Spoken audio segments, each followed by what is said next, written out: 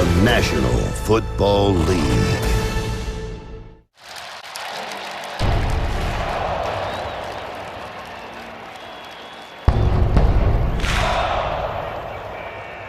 Phenomenal atmosphere as always here in Minnesota. Key game in the NFC playoff picture.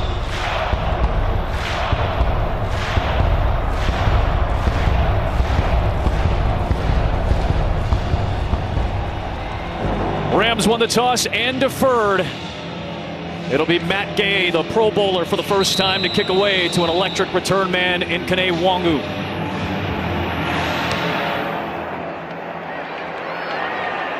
Wanwu will see that over his head, touch back down to the field. Shannon Spake, a wild couple of weeks for the Rams in particular. That is right, Adam, and you got to love Sean McVay's honesty. When we asked him what the last 2 weeks have been like, he said miserable. You can't blame him for saying that. Up to 30 players on the COVID IR, just 2 full practices in the last 14 days, and of course that moved game to Tuesday night. He said it's been a complete scramble. While things have been a little calmer here with the Vikings, not perfect. Dalvin Cook on the COVID IR. You've got Kirk Cousins playing through a rib injury. Adam Thielen missed the last 3 games. He's good to go.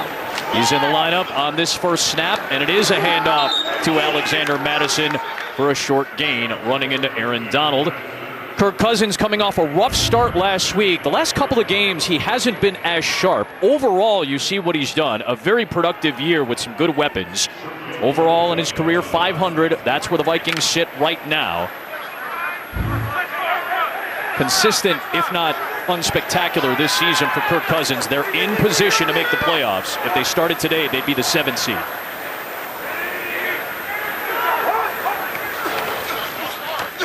Quick drop underneath. Nice reach by Tyler Conklin, who's having a great year as a tight end pass catcher, to the 32-yard line. So no Dalvin Cook. Obviously, that means, once again, Alexander Mattison is going to be the lead back. Yeah, and he's been unbelievable. I mean, you talk about a guy that understands the zone running system, either tight or wide zone, put his foot in the ground and start working from one hole to the next until he finds his opening and then hits it hard. He's done a great job instead of Dalvin Cook.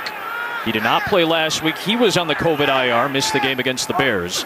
He's back in tonight and in the pattern, and the recipient of the pass and the recipient of the hit from Ernest Jones, the rookie linebacker who's playing better and better.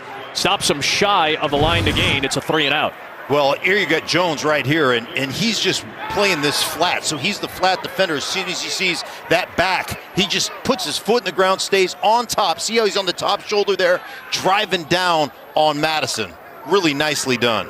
Took over the starting linebacker duties when Kenny Young got traded to Denver to bring Von Miller in to Los Angeles. Jordan Berry had a punt block last week by the Bears. He'll kick away to Brandon Powell.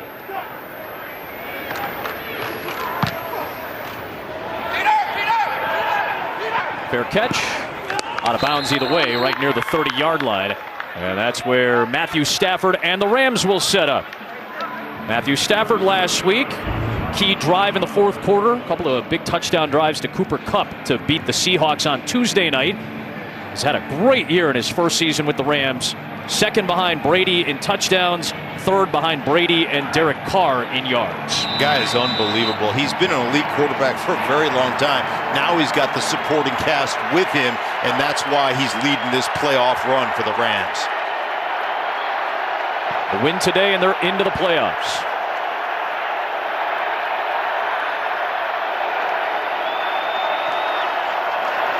Sony Michel has played very well the last few games, and a very good run to start the day. 8 yards to the 38-yard line.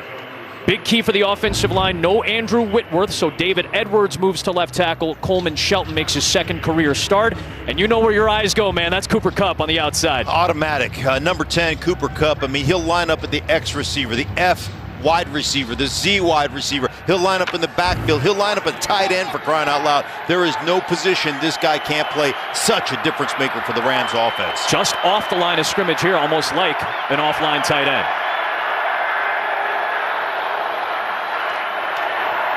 Good run on first down, means second and short. And Sony Michel moves the chains with a 2-yard run.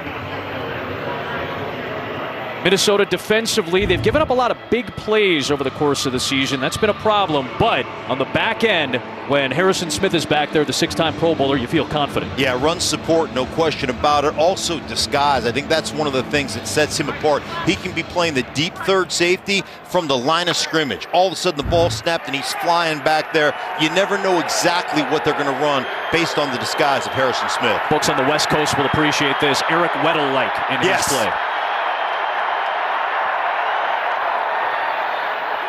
Stafford loves the play action and the boot action, but a bad throw nearly intercepted by Cameron Dantzler. Van Jefferson was the closest Rams receiver, but that errant throw ends up harmlessly incomplete. Just love, watch 54 right here, Eric Kendricks. He's just going to sit in the hole. Watch him get back here. He understands what's coming. Looking for those crossing routes, just get in the way of the quarterback's vision. So he's got to layer that throw, and he's trying to get that over route right here. That's Van Jefferson, but that window is just closed down because of what Kendricks does, recognizing exactly what he wants to get.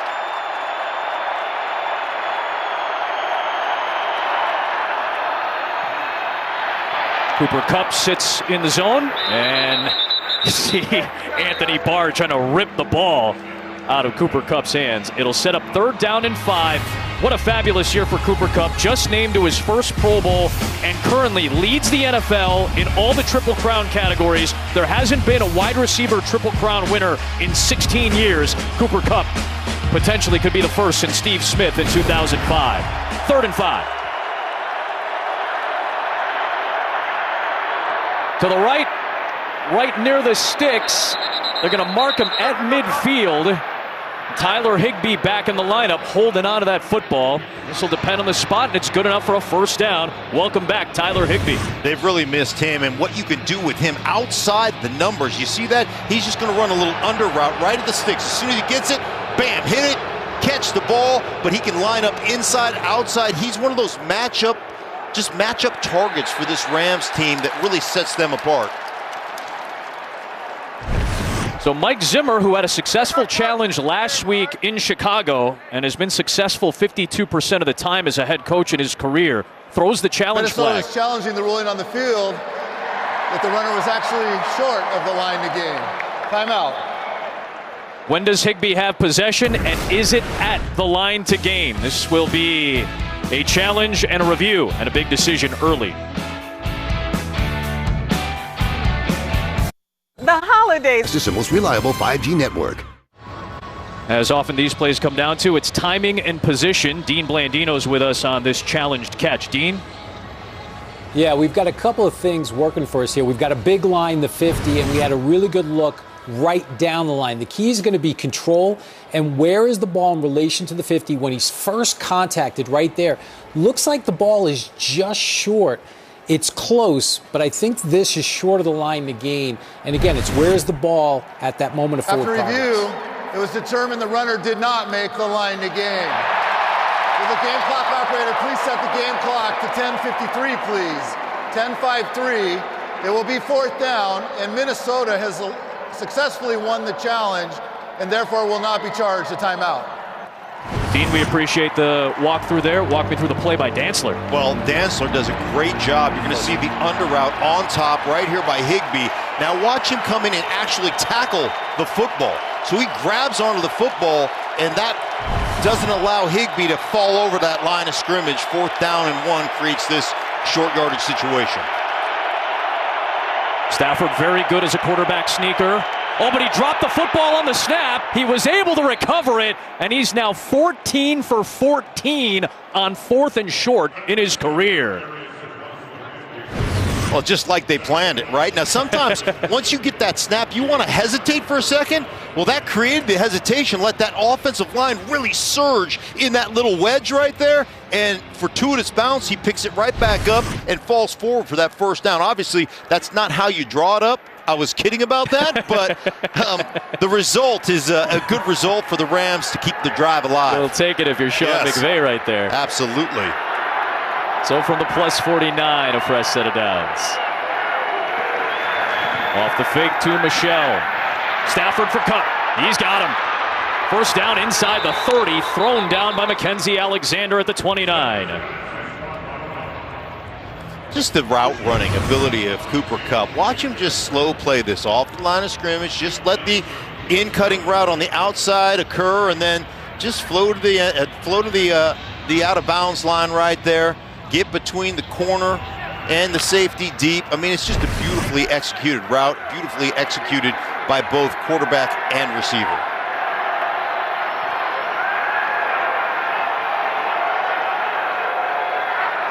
Beckham in motion, handoff Michelle. Good seal along the edge. Cooper Kupp was part of that blocking pattern. And Eric Kendrick stops him after 5 yards. This is another reason you appreciate what Cooper Kupp does. Right, well, watch him on the end of the line of scrimmage against the defensive end right here. In combination with the tackle, he sets the edge. Now he climbs to the second level. So he's literally a wide receiver in that particular formation, playing the tight end position. And that's what sets him apart. This guy will play the X, the Z, the Y, the F, the running back. He is all over. The entire alphabet, for crying out loud. He can line up anywhere.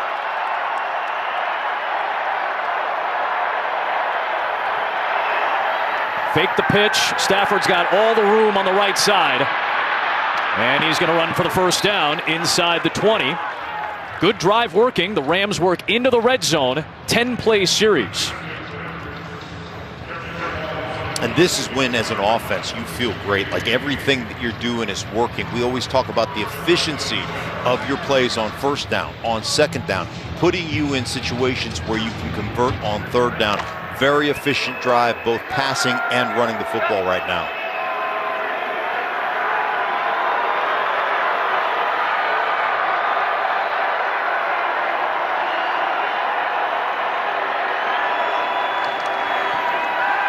Stafford dumps it off for Higbee. And Tyler Higbee with his second catch. He's got another first down. Pickup of 11. He missed the last 2 games at Arizona and against Seattle on the COVID IR. Well, you watch them roll this across and how it opens up everybody on defense looking at Cooper Kupp, and then just a little wide check delay, get the offensive line out there in front of Higbee. Really nice design by Sean McVay and the Rams. Give him a little eye candy with number 10, dump it off to 89, get yourself a first down. First and goal.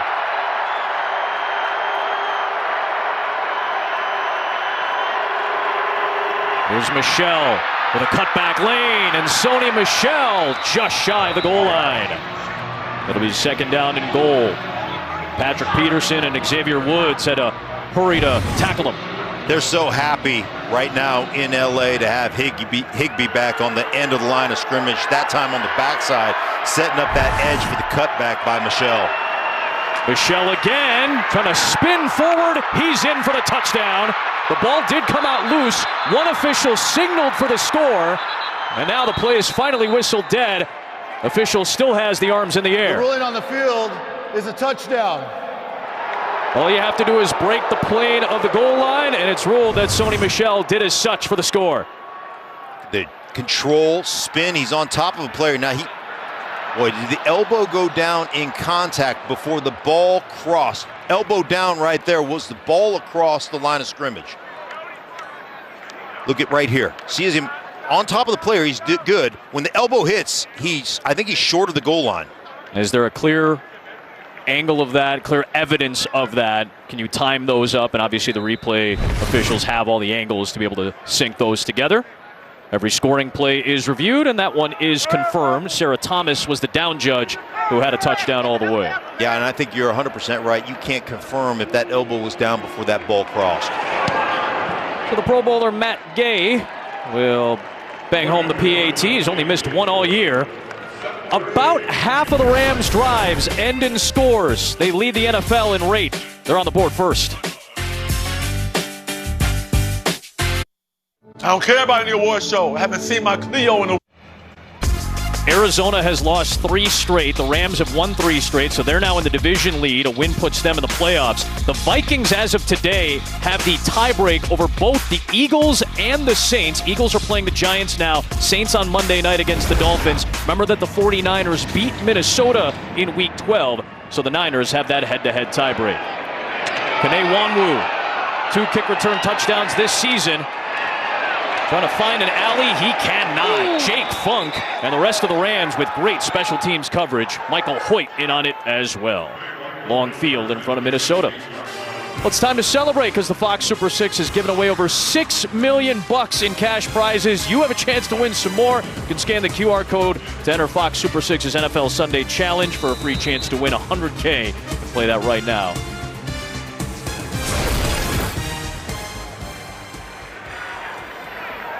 Near side of the field, watch it. You got the matchup. Press coverage, Jefferson and Ramsey. Cousins off the fake. Floyd got blocked off by Chris Herndon, and that allows Kirk Cousins to turn it into a positive play. Excellent job by the Rams defense on the opening series. They forced a 3-and-out, so naturally we have to talk about Big 99, the unique one, the one of one. He is 101. This guy is a muscle and the best leverage player in the National Football League. In my opinion, he's the best player in the National Football League. Gives me nightmares every time I watch him on film. And he will line up and down the line of scrimmage. He is a problem for everybody. A lot of the run game, a lot of the game planning is geared towards running away from 99. Big hole for Madison and a hurdle for some more. Out across the 30-yard line. Excellent run of 18 before Leonard Floyd finally caught up to Madison. So how do you deal with 99? You get 99 on the ground. Watch the cut block. They want to run away from him. That's one of the things they want to do. Get him on the ground, make him get up and chase plays, exhaust him in this, and that's perfectly done by the Minnesota Vikings. Darisaw right there on the ground, cutting through the legs of 99, and that's what they want to do. Run away from 99, get him on the ground. Go from a tight formation to the wide empty set, including C.J. Ham, the fullback wide left. Cousins under pressure from Donald, and he'll have to take off and scramble again out at the 35-yard line. Second down coming up. Just watch Aaron Donald, the suddenness of his pass rush, the leverage that he has. Look at the eyes right here. Never misses with his hands. That's the thing. And now if you're Kirk Cousins, you have to understand, I'm going to have to play this game on the edge. I'm going to have to rely on my athleticism to escape because I am going to be under duress all day long, and there's nothing we can do about it. One of the reasons you want to be able to control the tempo of this game, time of possession, and run the football.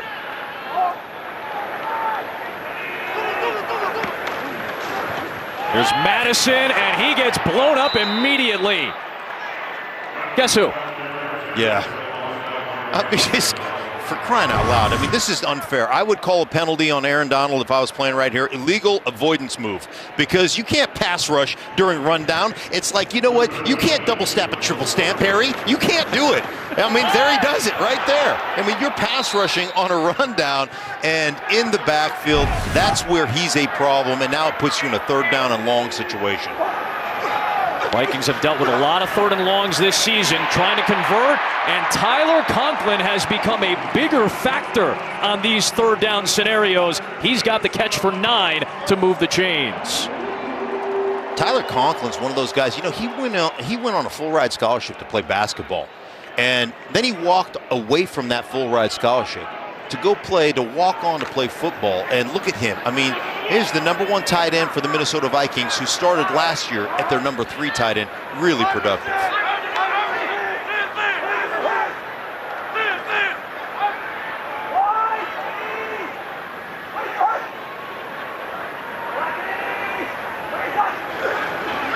Empty set again. Quick throw for Jefferson. Comes back to the ball in front of Ramsey, and they'll mark him right at midfield on a gain of 8. So, Shannon, for the first time since 2013, Kirk Cousins was on the injury report this week. Yeah, it was funny when we spoke to him on the phone. He said he was actually surprised to see his name on that injury report, but he is playing through a significant injury with that rib. He told us he was going to wear an extra pad between that flak jacket that he wears as well as the shoulder pads just to give it a little extra protection. But, Mark, you ever play through a rib injury? What was that like?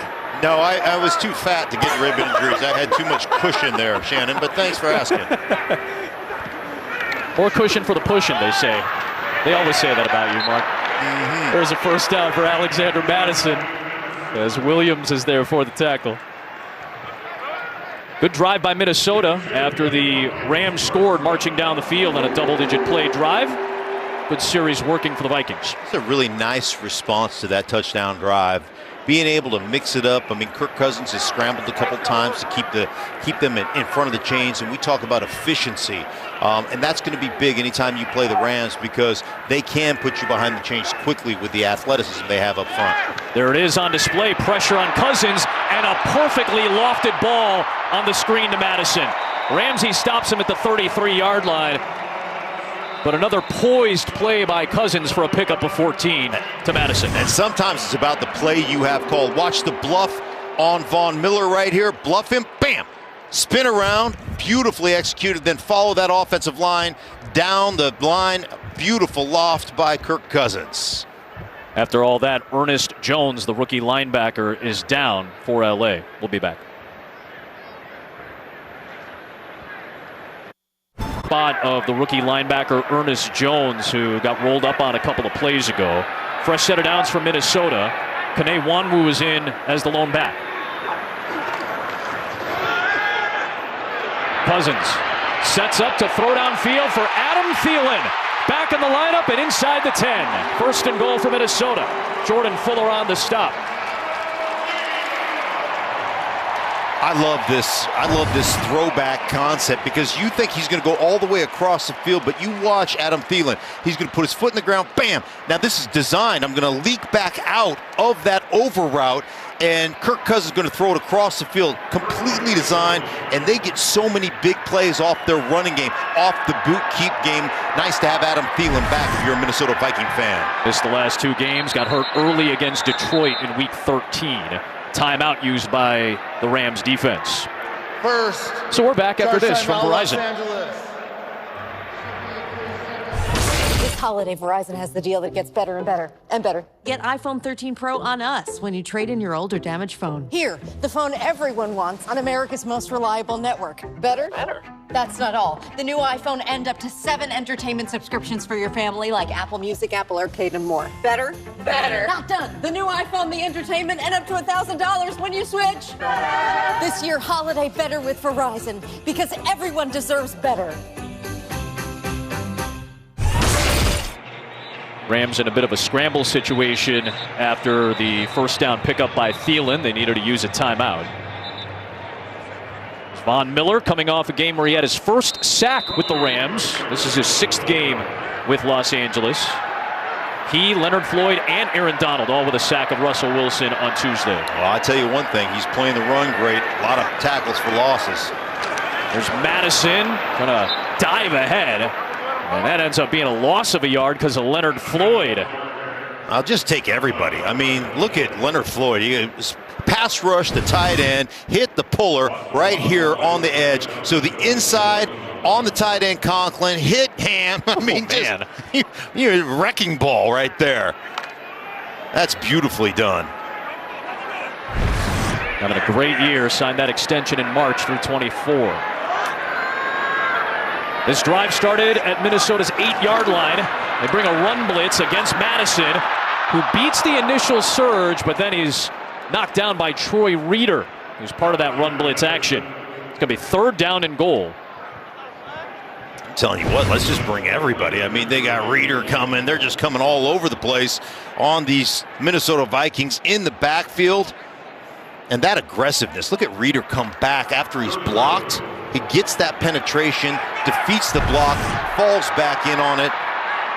Well done. Sets up 3rd and goal from the 8.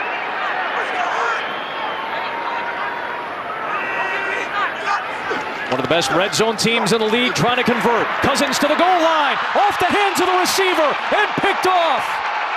It is Traven Howard who just came into the game for the injured Ernest Jones with a huge takeaway for Los Angeles. The first interception of his 26-game career. Well, he's got inside leverage on the inside receiver. That is Adam Thielen. So he's inside here, just hanging inside. And then he's just reading the quarterback's eyes, reading the throw. See him stay in there? Now watch him break on this.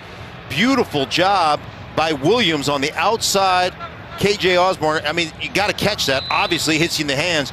But Johnny on the spot. Howard right there just feeling it. And Raheem Morris, defense coordinator, yeah, baby. He likes it. He's just being the get-back coach right there, making sure his guys don't get in trouble. A credit to Darius Williams with the coverage, and Travon Howard, who just came back on Tuesday after missing 5 games with a hamstring injury, comes up with the biggest impact play of his young career.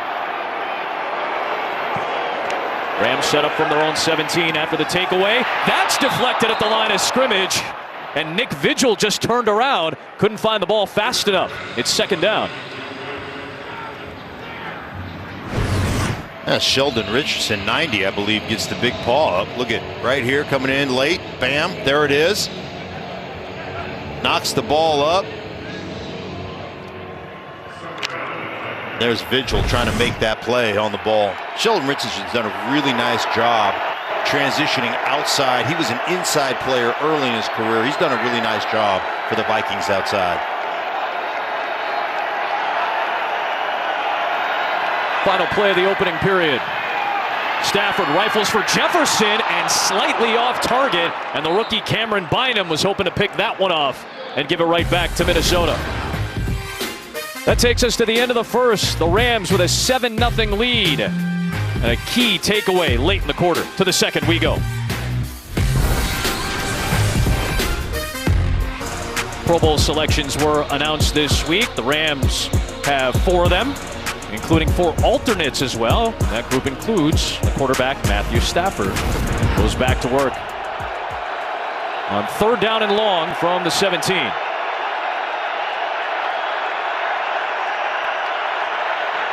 Screen to Odell Beckham Jr. Cutting it back to the inside. Into the arms of Xavier Woods. They'll knock him down at the 25. That'll bring up 4th down. Good response by the Minnesota defense after the turnover by Cousins. A red zone interception for Kirk Cousins on the last series was the first of the year in the red zone. Now, D.D. Westbrook, who did not play last week in Chicago, is back in the lineup and back ready to return this Johnny Hecker punt. Their catch at the 22. 53-yard kick. Sean McVay, Matthew Stafford. Great connection this season, trying to get on track here in the second. Rams lead. Can I ask you a question? Leads the league in passing touchdowns. Let's lock in on a couple of former LSU Tigers who have come up as very good friends. The 8-year veteran Odell Beckham Jr. and the 2nd-year man known as Jets, Justin Jefferson. Jefferson with a grab for 9 yards. He is 12 yards shy of passing Beckham's mark for the first 2 years of an NFL career for the most receiving yards. Alexander Madison with a good hole and another good run and a stiff arm of Williams out near the 40-yard line. 15-yard hard-earned run for Alexander Madison. Well, I love it. Walk up in the A-gap. Watch them get on this right here. That's Bradbury shoving. I think that's Howard out, right? Shoving him out and creating that huge running lane. And I'm telling you, Alexander Madison's one of those guys, when he gets opportunities, he just gets yards. That's what he does. Kene Nwanwu is in, and he gets the toss. Got to shuffle those feet, and he gets brought down by A'Shawn Robinson. We got a game break. We got Carissa Thompson. What's up, CT? Oh, well, letting you know that the Bucs were trailing 3-0 in Carolina when Bucs offense, decimated by injury. So next man up, Keyshawn Vaughn takes this one 55 yards for the score, his first career rushing touchdown. Bucs up 7-3. Have a chance to clinch the NFC South. Well, they have great depth. Yes. I mean, they've got great talent. Even when injured, they have great depth as well. They've built a nice team out there. On 2nd down, screen for Nwanwu, and a great open space tackle by Troy Reeder. 3rd down and long coming up. Love that. Just go out there and beat your man to the edge, to the spot, the junction spot. See the offensive line coming out there? Just get underneath them. Don't mess with their legs, because you know that penalty now. We've seen that several times if you cut through that offensive lineman. But his ability to get underneath Bradbury out there and make that tackle Reader keeping it to a very short gain or no gain at all. Madison back in for 3rd and 10.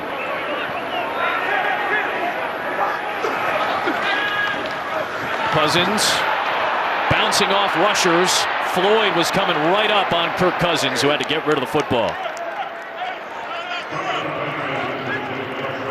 4th down. Vikings will punt, and we saw the matchup we wanted, right? Jefferson and Ramsey. Yeah, here it is, one-on-one, mano-a-mano, and look at him funnel to the outside. I mean, he's just so in-depth, stays so low, change of direction, and when you have that ability to stop that route, now it lets those other guys up front get, it's the combination of rush and coverage. Great coverage allows you to get to quarterback.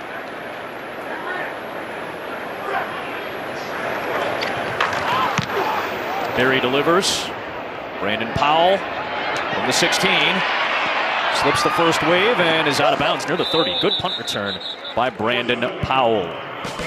Jalen Ramsey didn't press cover DK Metcalf a lot last week. He's up in Jefferson's grill today. Innovation usually looks something like this. Really strong month from Sean McVay. They're 3-0 so far in the month of December after they went through that rough stretch. 0-3 against Tennessee, San Francisco, and Green Bay. They have bounced back. Their numbers are all much better. The running game is back on track. And a big reason why the running game is back on track is Sony Michel, who runs for 10 to the 40-yard line. Knocked down by Harrison Smith. On the other side for the Minnesota Vikings, this has been a problem getting later into the year, and obviously COVID's been an issue for teams. No Dalvin Cook today, but Mike Zimmer's team just 16-18 in this final month of the season. An opportunity for Minnesota to turn that narrative around. And you see this on tape when you watch Minnesota. It's a 2-yard gain, it's a 1-yard gain, it's a 0-yard gain. It's, they'll have 5 or 6, 7 great plays in a row, and then all of a sudden it's a 14, 20-yarder. And that's been the big issue with the Vikings, giving up those big, untimely plays. There's Kupp. What a snatch that was, reaching out to grab it at the 46. And he got wrapped up by Vigil and Smith. They love getting him underneath on the option type of routes, and here you have an option route just against zone coverage. So just sit down between the two defenders, give your quarterback a target. And Sean McVay said something about Cooper Kupp that I loved. He said, whatever you think Cooper Kupp is, he's more than that. So he's faster than you think, he's bigger than you think, he's twitchier than you think, he's smarter than you think, he's a little bit more than everything you think, and that's what makes him so special. Eastern Washington University, FCS. Big Sky. That's back in my stomping ground right there. Walter Payton Award winner. That's essentially the FCS Heisman. There is another good run by Sony Michel. Picks up 8 more yards to move into Minnesota territory. So Darrell Henderson had been dealing with a quad issue and was on the COVID IR. So Sony Michel has picked up the slack the last 3+ games. This is an issue. Brian Allen, their excellent center, is down for the time being tended to, and we'll step aside. It's time for electric. Brian Allen hurt his right knee on the first play against Jacksonville a couple of weeks ago, so Coleman Shelton essentially for 2 games was in at center. Alaric Jackson has only played 3 games in his career, is in at left tackle. Remember, Andrew Whitworth is out. And move David Edwards back to left guard. Here's Michel with another hole and a good move. Harrison Smith chops him down after a 9-yard gain. So one guy goes down up front, Brian Allen, and 3 different guys have to fill in different positions. So as you mentioned, Edwards, who started at left tackle, moves back to left guard. Jackson comes in at left tackle, and then Shelton, who started at left guard, moves to center. So what do? You run away from him, right? You run to the right side. You run to Corbett, and you run to Havenstein over there. Havenstein back after he missed the last 2 games on the COVID IR.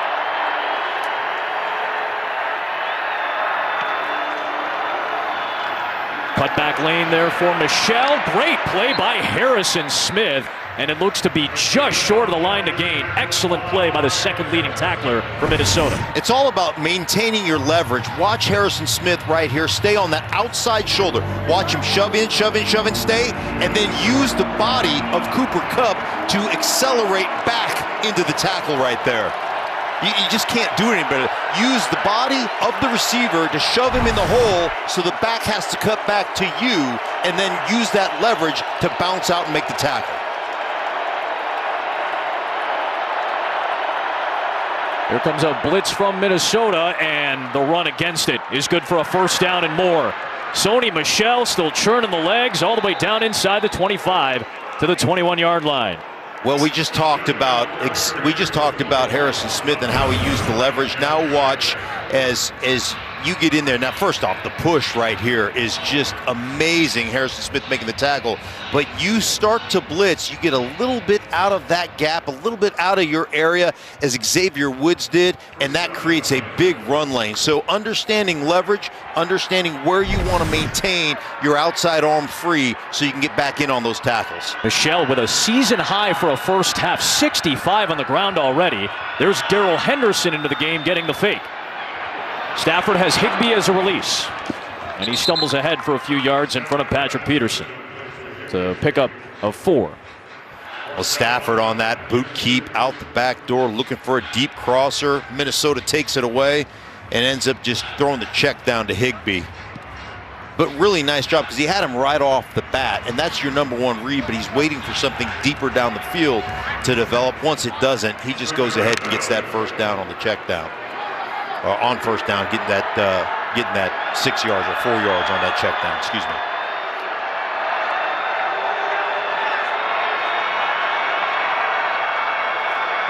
From the 17 to Cup. And chopped down by Mackenzie Alexander at the 14-yard line. It'll be a pickup of 3. Third down coming up. Mackenzie Alexander, he's been key at the nickel spot. Yeah, watch him, just the shadow across the formation. You're in man-to-man coverage. You've got to negotiate all that traffic. You've got to give up that ground. Does a really nice job. Inside out. Forces him to that sideline on the tackle. 3rd and 3.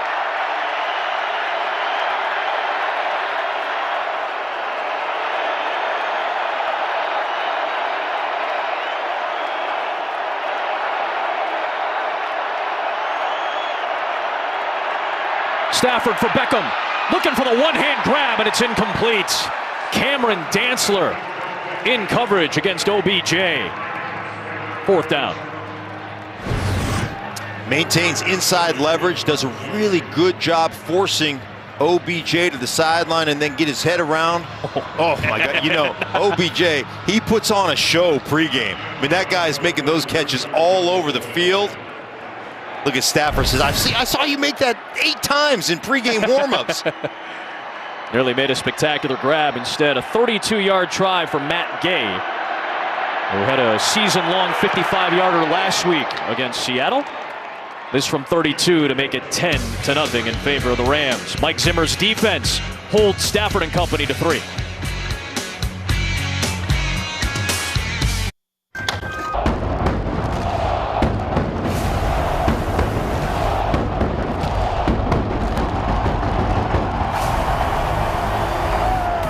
Some absolute heat from our production truck. Fabulous job as always, and one of the great atmospheres in the NFL.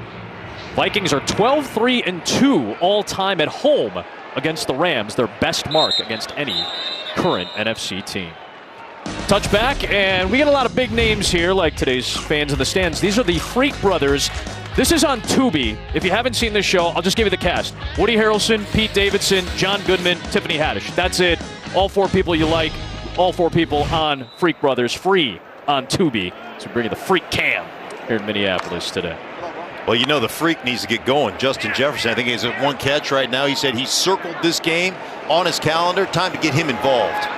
He's on the right side. They'll go to Ham on the check down, and he's tackled at the 29-yard line by Troy Reeder, one of the Rams linebackers.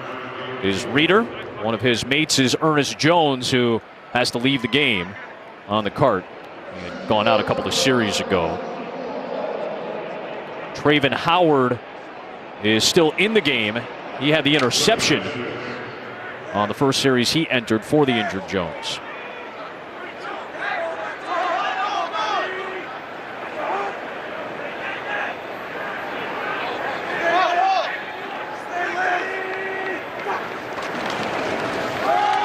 On the ground, nowhere to go for Madison. Ran into a brick wall in Greg Gaines. Brian O'Neill, the right tackle, was right in front of Madison.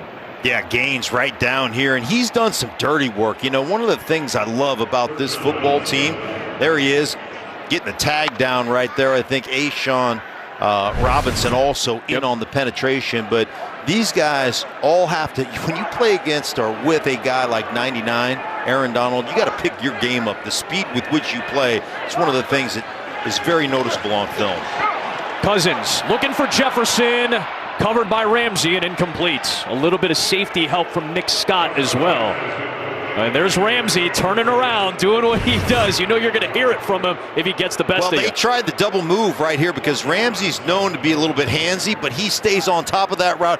Look at him use his body. That's called being in phase. Use that body to force Jefferson, the youngster, to the sideline right there. So now you have double cover, essentially. Inside as a cornerback, outside as the out-of-bounds mark.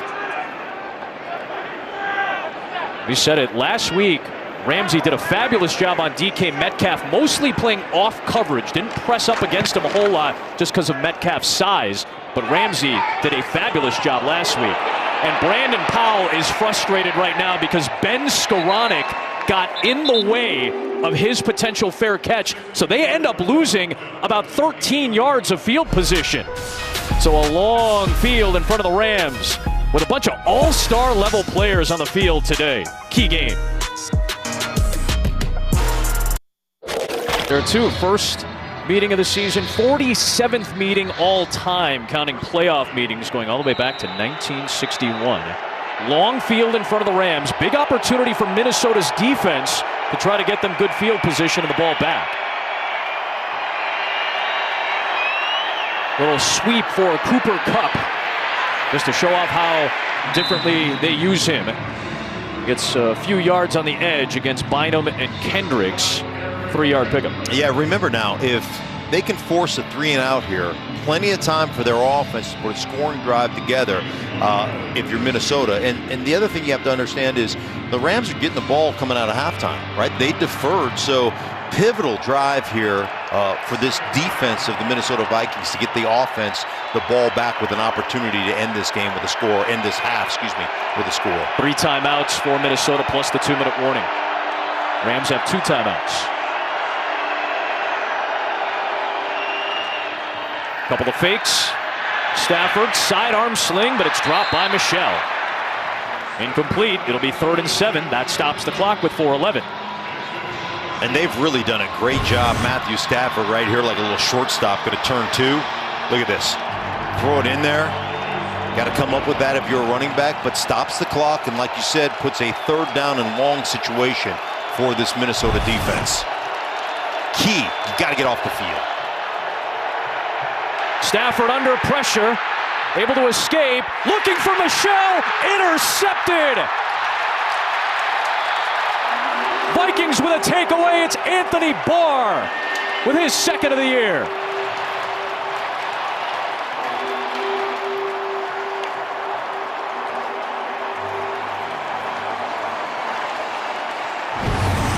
Anthony Barr just out here in the flat right here. Oh, that's Harrison Smith, excuse me. Anthony Barr right here in the flat as a flat defender, and he's just sitting there, sitting in wait, reads that throw over to the edge, and my goodness, you keep your feet and you're standing in the end zone right here.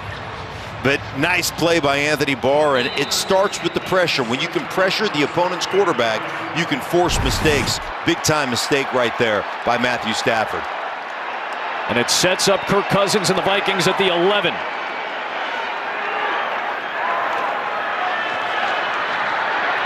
Cousins grabbed by Greg Gaines for the sack. There is a penalty marker thrown on the play. That's the first flag of the game. It comes with 3:52 to play in the second. John Hussey lets us know. Asking Sean McVay if he wants to decline a penalty. Clearly it's against Minnesota. Tripping. Offense. Number 56. That penalty is declined. Result of the play, 2nd down. That's Garrett Bradbury back in at center. Well, he's the one that gets beat, blocking Gaines right there, working on him. And Just watch the leg kick out right here. Left leg, go ahead. Kind of tripped him into the sack. Well, listen, I know the stress of being in that position. Grabbing, kicking, it's all fair game there. Second catch for Jefferson, and he gets hit by Travon Howard at the 13-yard line. Nice play. I mean, that's how you get your receiver that's struggling right now, struggling against Ramsey. Throw a little bubble screen, a little smoke out there, get him back into the flow of the game. I like that by offensive coordinator Clint Kubiak. There's the second catch for Jefferson. Barr hoping the Vikings can take advantage of his pick. 3rd and 12 against Raheem Morris's defense.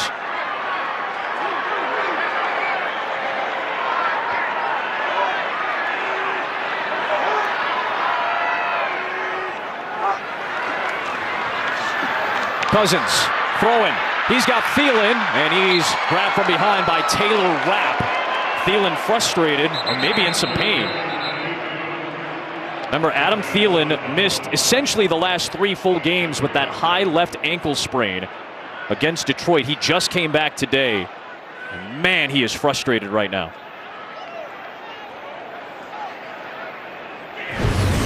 Look at the inside positioning right here by Rapp. So he is basically forcing. He says, you're not going to get inside of me. I'm going to force the outcut, and now I'm just going to stay on top as best I can, wrap your legs up, and make the tackle short of the first down.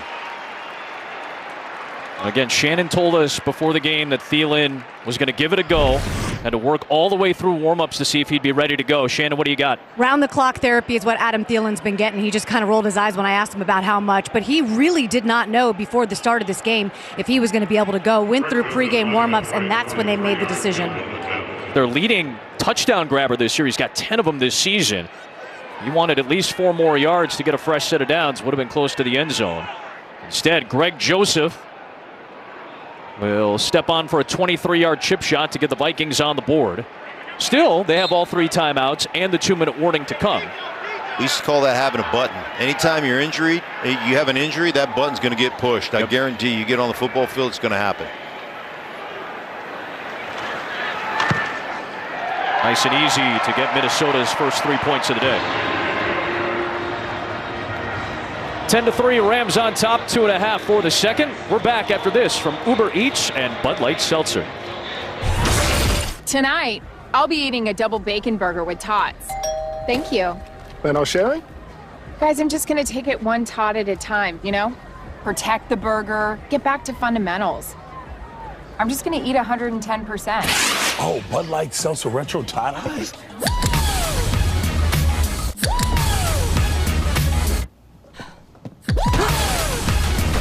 Have you tried these yet? Bud Light Seltzer Retro Tata, the loudest flavors ever.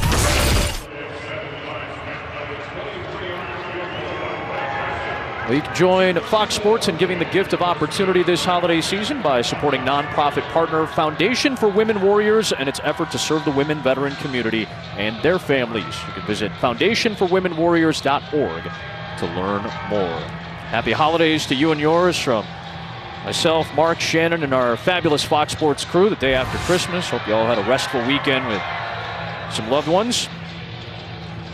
Key game. Glad you could join us on this Sunday afternoon.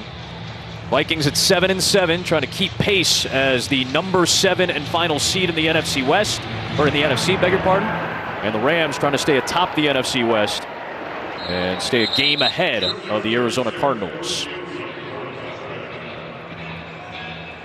Brian Allen had to leave on the last series. Shannon, you have an update? Yeah, Brian Allen, they are calling it a right knee and questionable to return, but I'll tell you, he is doing what he can to try to get back out onto that field. I've seen him over here on the sideline just walking back and forth, really trying to work that knee and get back onto the field. So they're already thin at tackle without Whitworth and Joe Noteboom. Now Allen, their top center, is out. Shelton remains in the game, throwing the snaps back to Stafford.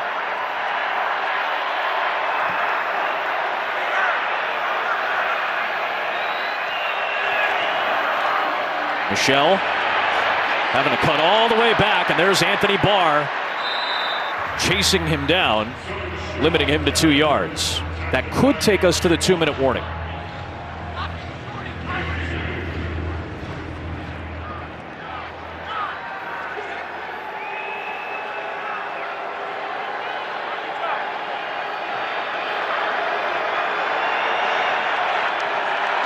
Pressure from the Vikings. Jefferson on the catch at the 32-yard line. Harrison Smith on the stop. That takes us to the set 2-minute warning. Rams 10, Vikings 3. It's been a fun one so far in Minneapolis.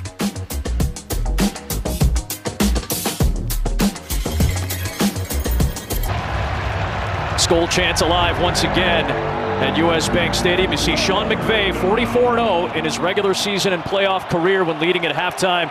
Vikings defense, you talk about critical moments. Yes. 2-minute situation has been bad in the first half this year. Double A gap, walk-up blitzers.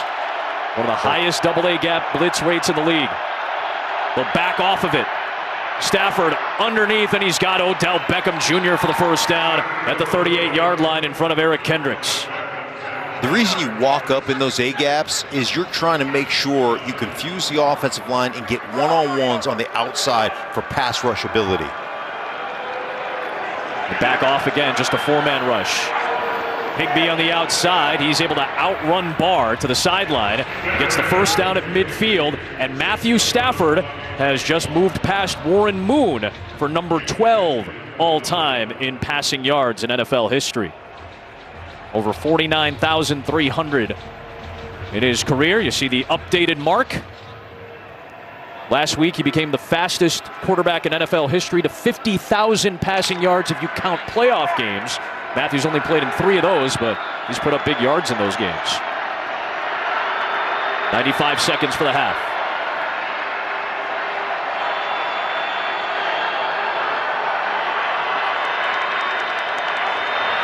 Just a four-man rush again.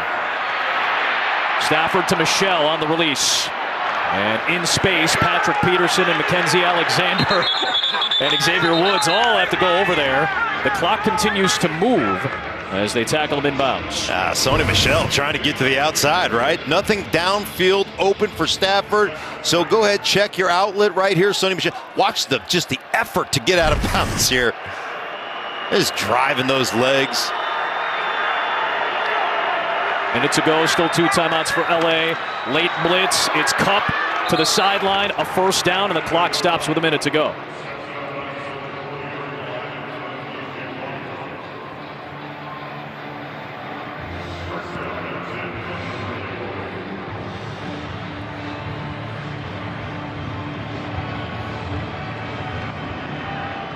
No hurry for LA. They'll get the ball, as you mentioned, Sting, to start the second half.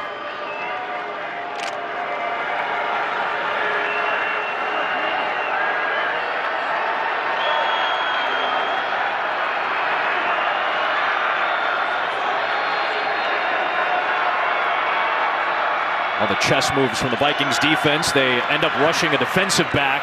What a grab by Beckham, stumbling across the 25-yard line. 16-yard pickup to OBJ. This is just a little basic concept right here. It's called bow. Sit down underneath, open up the over route. The basic is what they call that. To Odell Beckham Jr. Just really nice combination. Looking for Jefferson there, incomplete, second down. Clock stops at 36 seconds.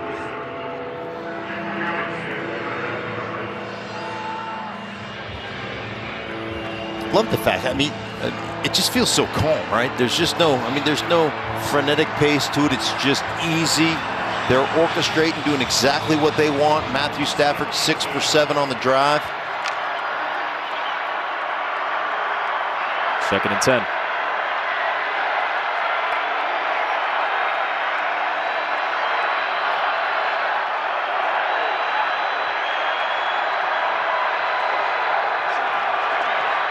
Stafford looking for Kupp again. He's got him on the crossing route in front of Alexander. It's a first down, and the Rams will use one of their 2 remaining timeouts with 29 seconds left. Just trying to get a little switch here on the inside between tight end Higbee, and then just run away from the coverage, right? You're man-to-man with Alexander across the formation. Just run away from him. Give your quarterback a target. And that's what they do with Kupp. They just find a way to get him matched up inside, an opportunity to run away from people. As I mentioned, bigger, twitchier, faster than you think. The connection between him and Stafford is just unreal. It's been one of the good stories, I think, in the NFL this year. Obviously, the sign and trade with Stafford to get him over here. He has found Kupp 6 times on 7 targets. He's got Kupp lined up next to him in the backfield with Michel on the other side. Coleman Shelton, the left-handed center, sends it back. Stafford for Kupp in tight windows. It's deflected and nearly intercepted by Boyd. Patrick Peterson locked up with Cooper Kupp there. Well, Cooper Kupp coming out of the backfield, trying to get to the corner, and just watch the number of people that he attracts. Look at everybody dropping their coverage. He got 3 guys out there. Patrick Peterson, really nice high pointing the ball. Harrison Smith comes over there. I mean, everybody. It's like a magnet. 2nd down and 10.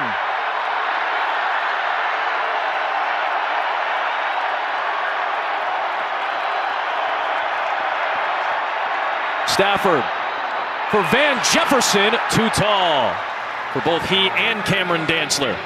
3rd down and 10.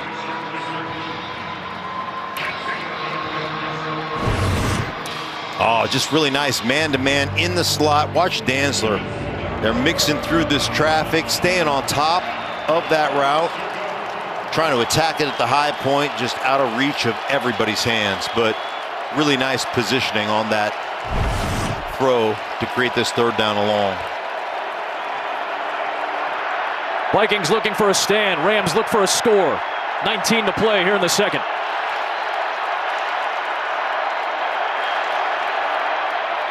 Stafford has one-on-one. Looking outside. The former LSU Tigers are out there. It's Peterson and Beckham.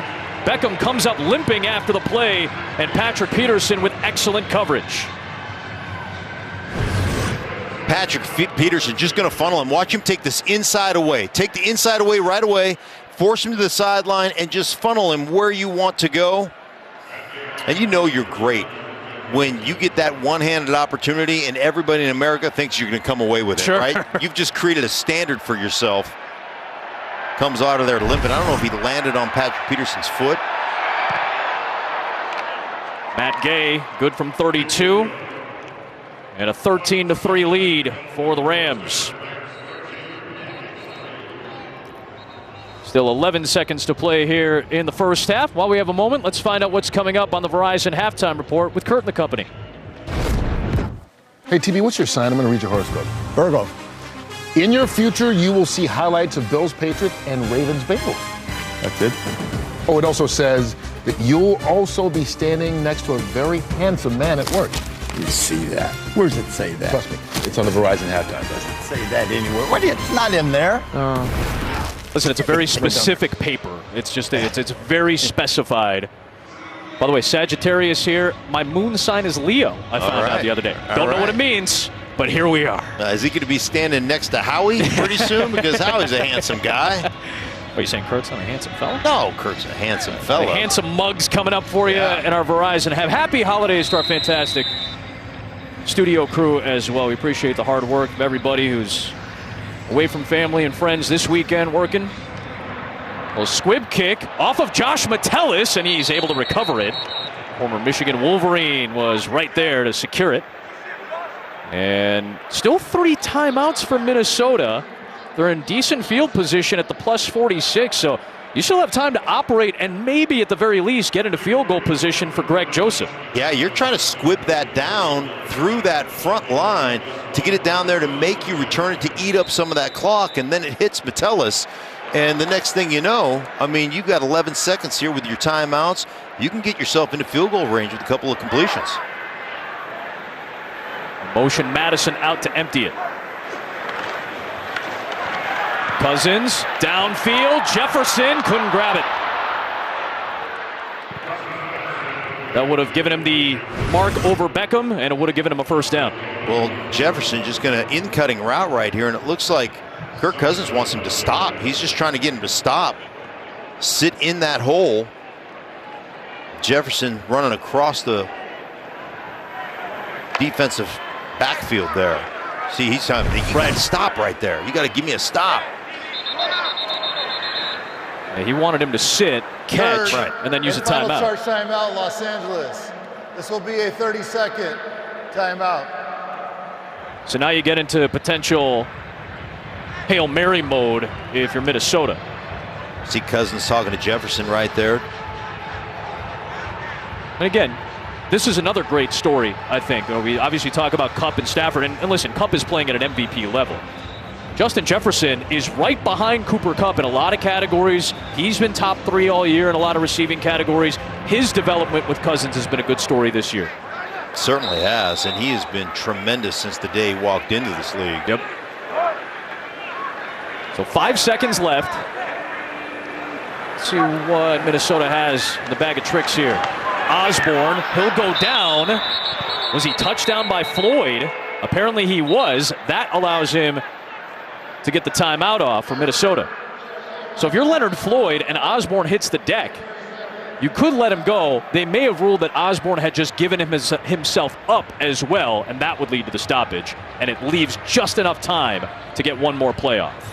So here's the question. Do you do one of those hook and ladder type of plays, or do you try to roll Kirk Cousins out to the edge, get your receivers down the football field to see if you can't throw the Hail Mary? Yeah, this would be like a 66-yard field goal from here. So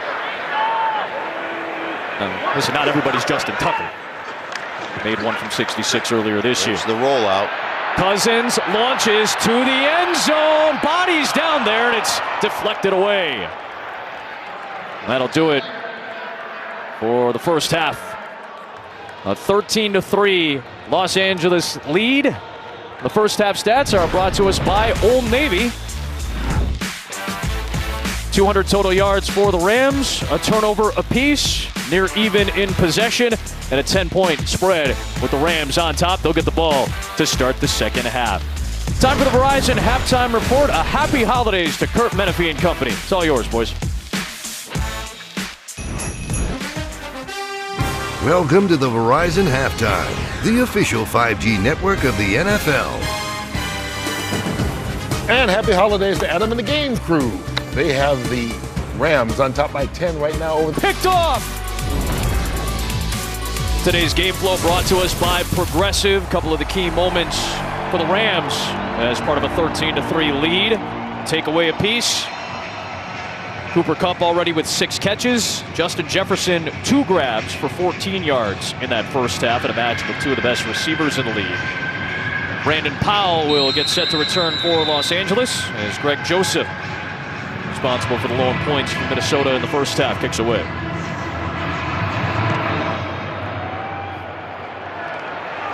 Out to the 25 will come Matthew Stafford and the Rams offense. Inside the broadcast booth, Adam Amin, Mark Schlereth, and Shannon Spake with you this afternoon from Minneapolis. Just give me a sense of the first 30 and what to expect in the next. Well, I think when you're looking at the Rams offensively, we know they're going to get the ball to Cooper Kupp, but who else can you get involved in this offense right now? Odell Beckham Jr.'s had some opportunities.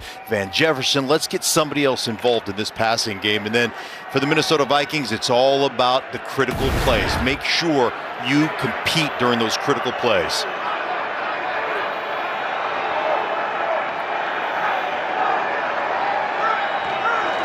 Sony Michel had a good first half on the ground, and he'll start with about 4 yards as we check in with Shannon Spake. What you got, bud? Not surprised to see that right there, Adam. Sean McVay telling me he has to get the run game going in this second half. He did get a lot of credit to his defense, that they played outstanding. As you mentioned, held Justin Jefferson to 2 for 14.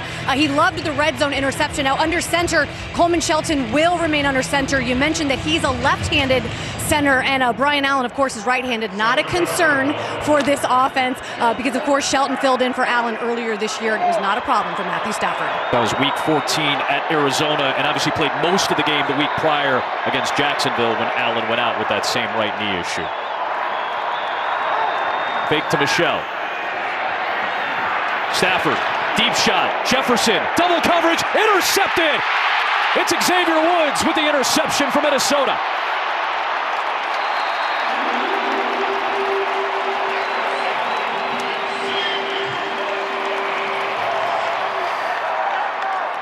Well, this looks just like the play in Arizona. One of the great throws of the season to Van Jefferson on that skinny post with an over route coming underneath that. But this time played perfectly, obviously studied the film, And there you see it right there. Xavier Woods getting the interception in trail with Harrison Smith, making sure he's got that post safety locked down. Dalvin Tomlinson with the pressure on Stafford allows Woods to undercut it. That 52-yard rocket against Arizona was one of the best throws in the NFL this year. Perfectly read by Xavier Woods for his 3rd pick of the season. Gives the Vikings the ball right back. And they'll start their drive from their own 38. It's dropped by Madison, and he reached out to rescue it.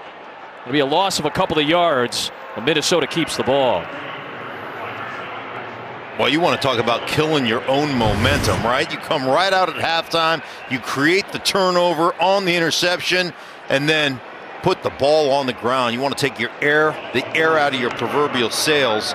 That'll do it right there. At least you got back on that. Look at Madison fighting for it. Great shot, guys.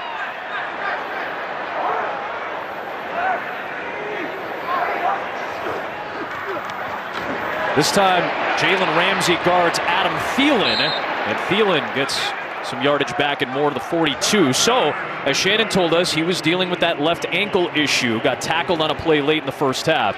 Thielen is back out there to start the second half. 3rd and 6 coming up for Minnesota. How do you get Justin Jefferson involved? So we've seen him locked up man-to-man a bunch with Jalen Ramsey. Jalen Ramsey getting the better of that matchup. Start getting him in motion. Start getting him out of these static positions. Move him to make sure that you get him open. You see it down here at the bottom again, man-to-man coverage on Jalen Ramsey. Now he's going to back off a little bit. Cousins looking for Jefferson on the quick throw, and that time he has the catch for the first down. So Ramsey looked like he was showing press, backed off, and that gave enough space for the catch. Yeah, backed off of that. Make sure you don't get beat deep. Jalen Ramsey, now this doesn't even threaten him at all. This is a guy, as defense coordinator Raheem Morris said, has zero conscience. He does not care. He has no fear. That's the way he plays. Madison unable to get away from the 3rd surge of Rams defenders. Williams on top of him, down to the field, and Shannon. Mike Zimmer didn't have much to say about the Justin Jefferson-Jalen Ramsey matchup we saw in the first half, but he did have a lot to say about those obvious passing situations. That's exactly what he said. He said those 2nd and 3rd, when they know we're going to throw the ball, he said we have to get some positive yardage on 1st down and be able to move this ball effectively. That's been a problem for them all season long. As you see Thielen going to the sideline. 3rd and long has plagued Minnesota because of their lack of production on 1st and 2nd down. Jefferson, though, has passed Odell Beckham Jr., the most yards in the first 2 years receiving in an NFL career. Oh, that was knocked into the air by Troy Reeder, undercutting the route, and it ends up falling harmlessly incomplete. 3rd and long coming up. Troy Reeder does a great job. He just understands what's coming from the opposite side. He sees the eyes of the quarterback. Look at him break on that ball, putting that in the air, and again, here you go in a 3rd down and long situation, and everything is open to you. You can play the chains on this if you want. You can bring pressure and try to make the quarterback throw it underneath, rally up, and make a tackle. Kind of the world is your oyster here on the defensive side of the ball. You see the average 3rd down has been 3rd and 7. It's actually a little bit better than Minnesota's season average. Cousins hit by Donald as he throws, looking for Osborne, can't find him, incomplete. Aaron Donald on the pressure, right in the face of Cousins. You use him in a looping technique. He's going to loop back around onto the inside right here. Udoh, and it's just one of those things. Like, I always love it when you loop a guy like that because, it's going to take a little bit more time, but even with that more time, Aaron Donald's still that dynamic a player to get in there and pressure the quarterback. So now Jordan Berry will punt, and it is Cooper Kupp back to return for Los Angeles. Rams have had a lot of return guys in and out of the lineup this year. Should be a fair catch for Kupp. Just outside the 10-yard line. Rams get the ball back after the Stafford pick. It's been a frustrating return for Adam Thielen. Just hasn't been able to get any traction, nor has the Viking offense. Progressive presents Agonier. Well, Matthew Stafford and Calvin Johnson back in 2012 hooked up for one of the best seasons by a wide receiver ever. In fact, the most yards ever corralled by an NFL wide receiver in a single season, 1,964. Kupp is on pace for the single season NFL record with still 2.5 games to play. Could have, with a couple of big games, the reception record, which sits at 149 2 years ago from Michael Thomas. Stafford sidearms it through the middle. He was looking for Sony Michel in traffic, second down.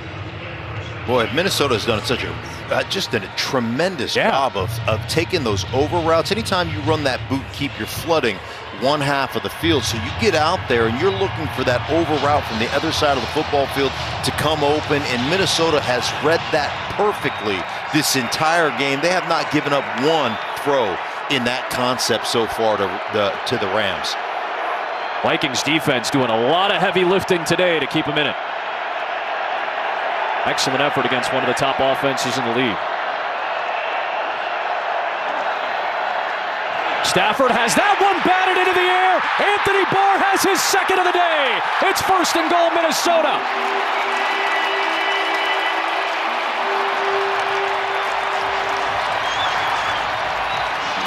And nobody on this front for Minnesota bats the ball into the air better than Dalvin Tomlinson. Well, he gets the push right here. That's the first thing. Once you get pushed, you get penetration.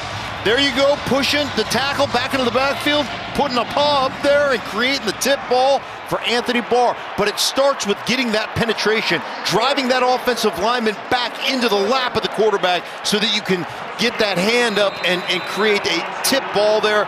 Beautifully done by Dalvin Tomlinson. Remember, he had a blocked field goal last week against the Bears late in the first half. This tip is the 3rd pick of the day. A must-score scenario for the Vikings. Here's Madison. Running left. Pounding forward. Touchdown, Minnesota.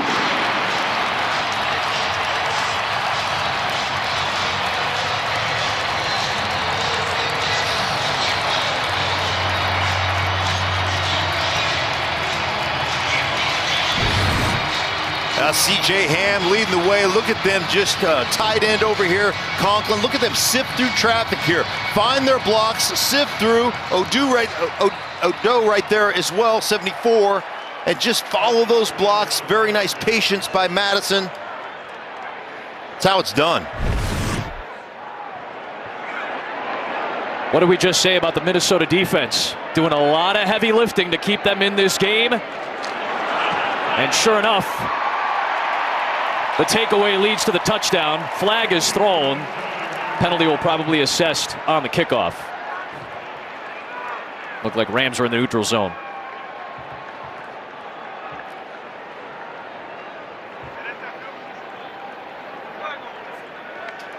Offside. Defense number 33. Minnesota is elected to enforce that 5-yard penalty on the kickoff. Timeout. First assessed penalty of the day. Big 6'3", 325. Big paw in the air. Barr's second pick and the first touchdown of the day. A championship savings for the win.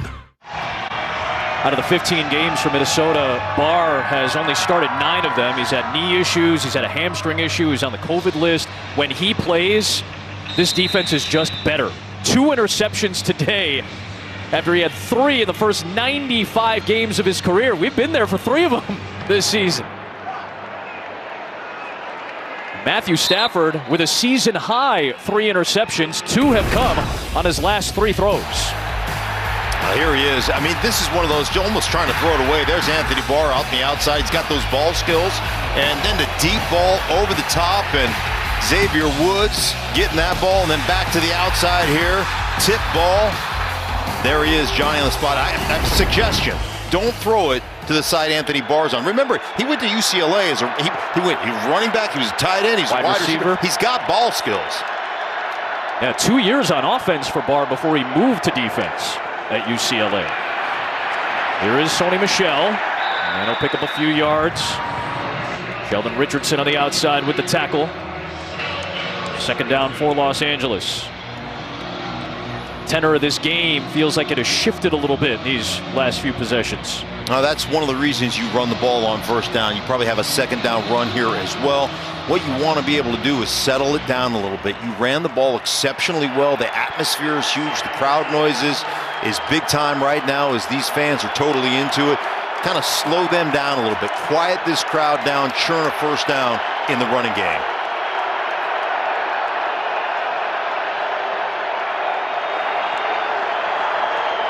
As you called for, a second down run for Michel. 3rd and short coming up. 3rd and short puts defense in a crunch, in a bind, because everything to you is open. The play action, the run action works well. You can still run the football inside or outside. So it makes the defense have to think about everything to defend everything.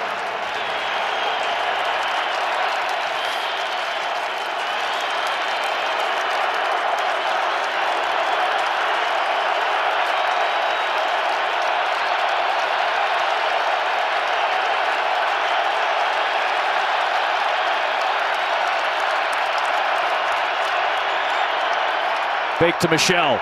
Stafford for Beckham, and it's underthrown. Incomplete. 4th and 2.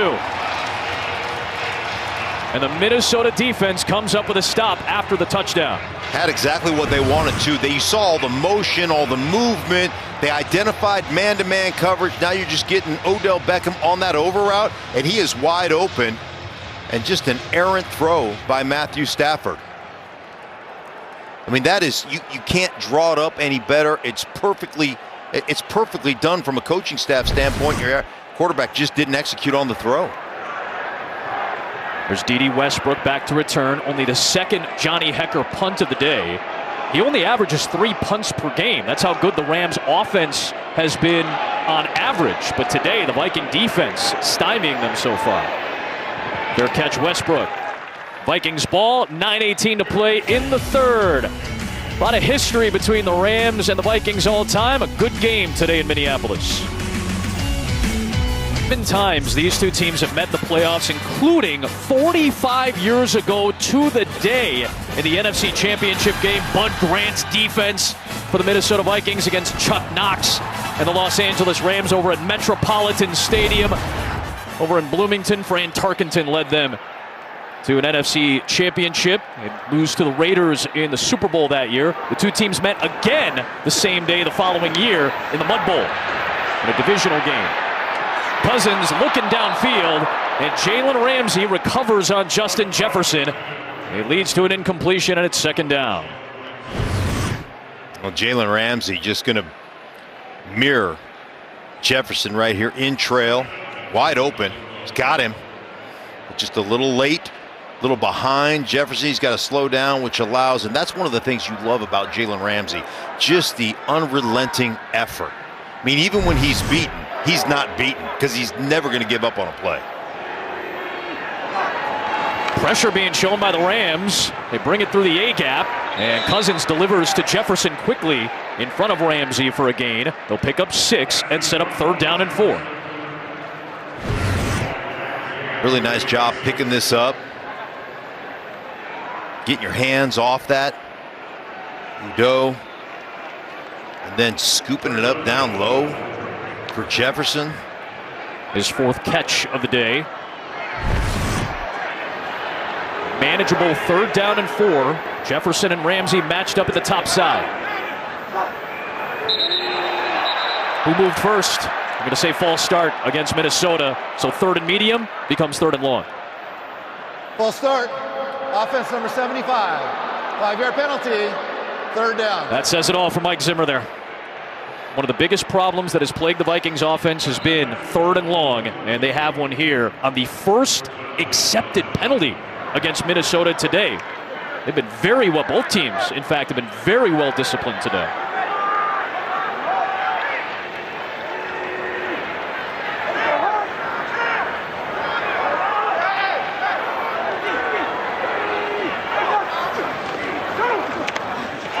Cousins going to have to take off.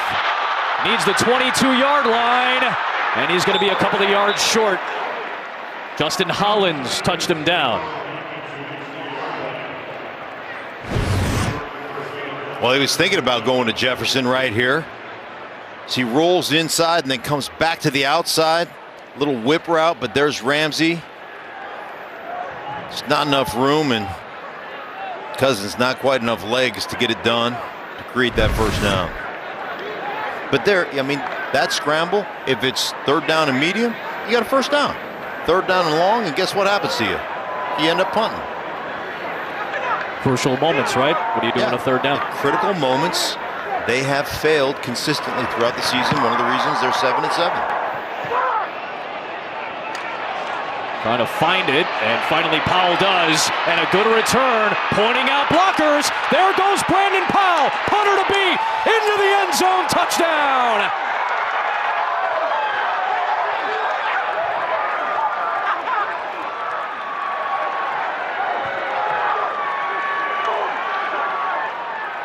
Just the second punt return for a touchdown in the NFL this season. It belongs to Brandon Powell in just his 4th game with the Rams. Well, you watch. Everybody stays inside the numbers on the coverage team. So you see, there's nobody outside the numbers. They're not fanning out to create just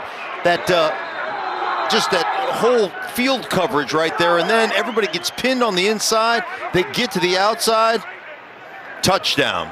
And talk about a turn of events. You go from third down and manageable to third down and long to punting and giving up a touchdown.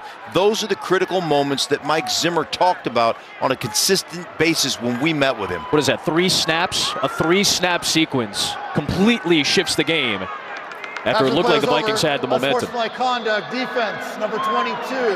Los Angeles is electing to enforce that 15-yard penalty on the kickoff. This is the first foul on unsportsmanlike conduct. If number 22 gets a foul in the same category, he will be disqualified. Harrison Smith, after the play, that penalty will be assessed on the kickoff. Brandon Powell, part of a long list of return men for the Rams this year, whether through injury or productivity. They've had to use a lot of different guys, and Brandon Powell, who's been known more as a kick returner than a punt returner, just went 61 yards for his first career NFL return touchdown. 4th-year man out of Florida. Only Jakeem Grant had a punt return touchdown a few weeks ago. Remember, he did that on that Sunday night game for the Bears against the Packers. This one for Powell and a 10-point lead. Somersaults home.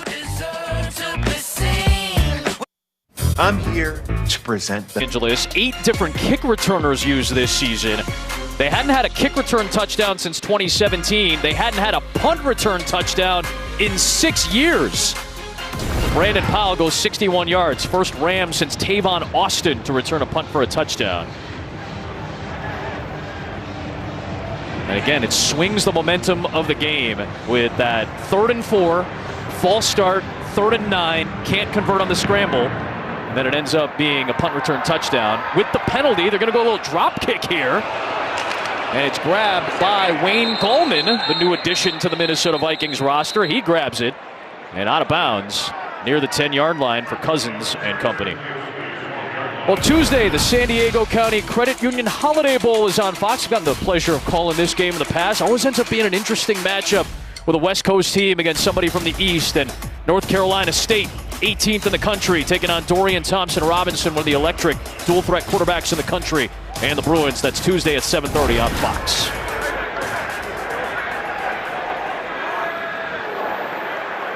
From the 11-yard line. Toss to Madison, and he gets dragged down by Aaron Donald from the backside. Well, we haven't talked about Aaron Donald in a while, have we? I'm telling you, the quickness, the explosion to be able to shoot this gap between the 2 blockers. You're trying to get the cut on him.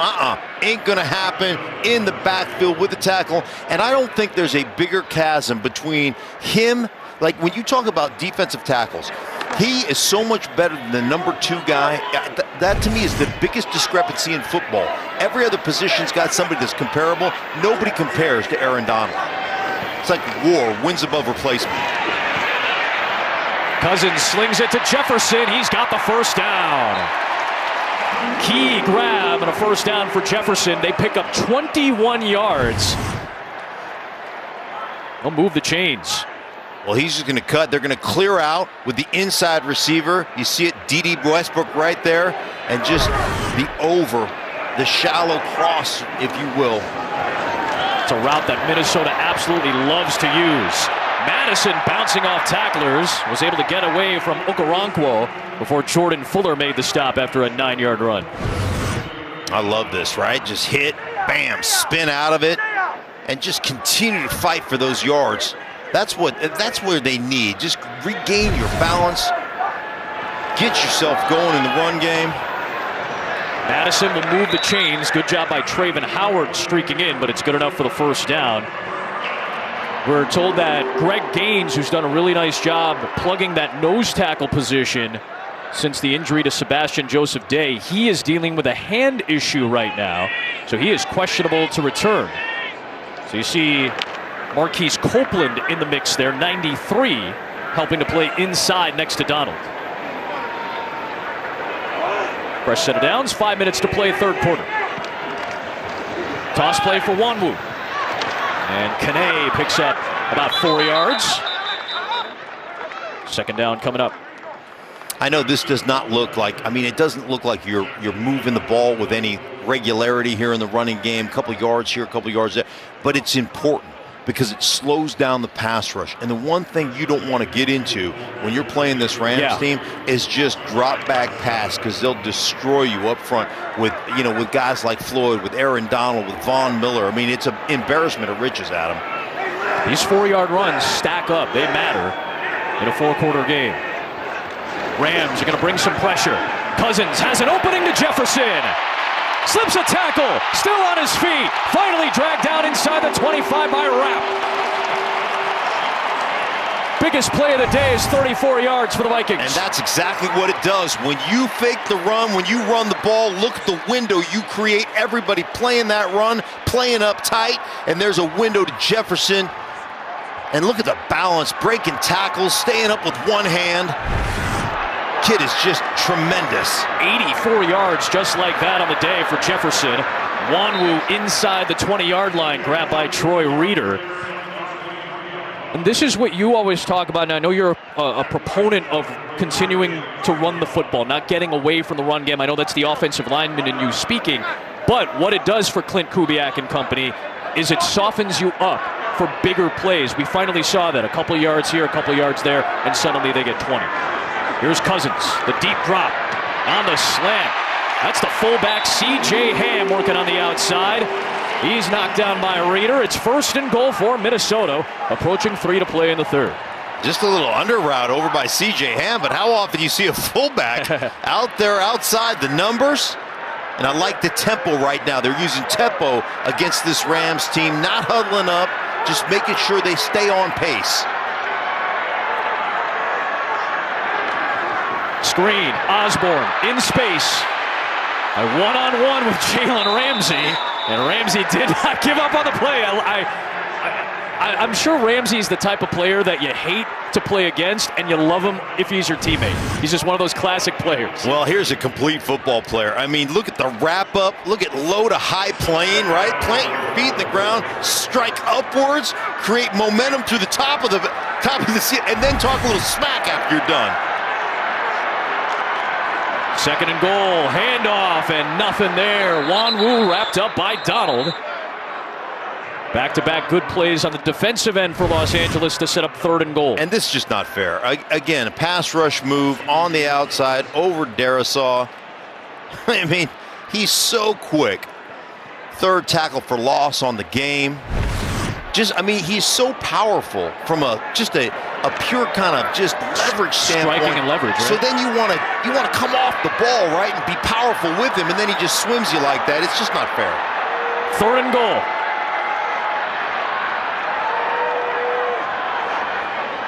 Four-man rush. Cousins for Madison, broken up by Traven Howard.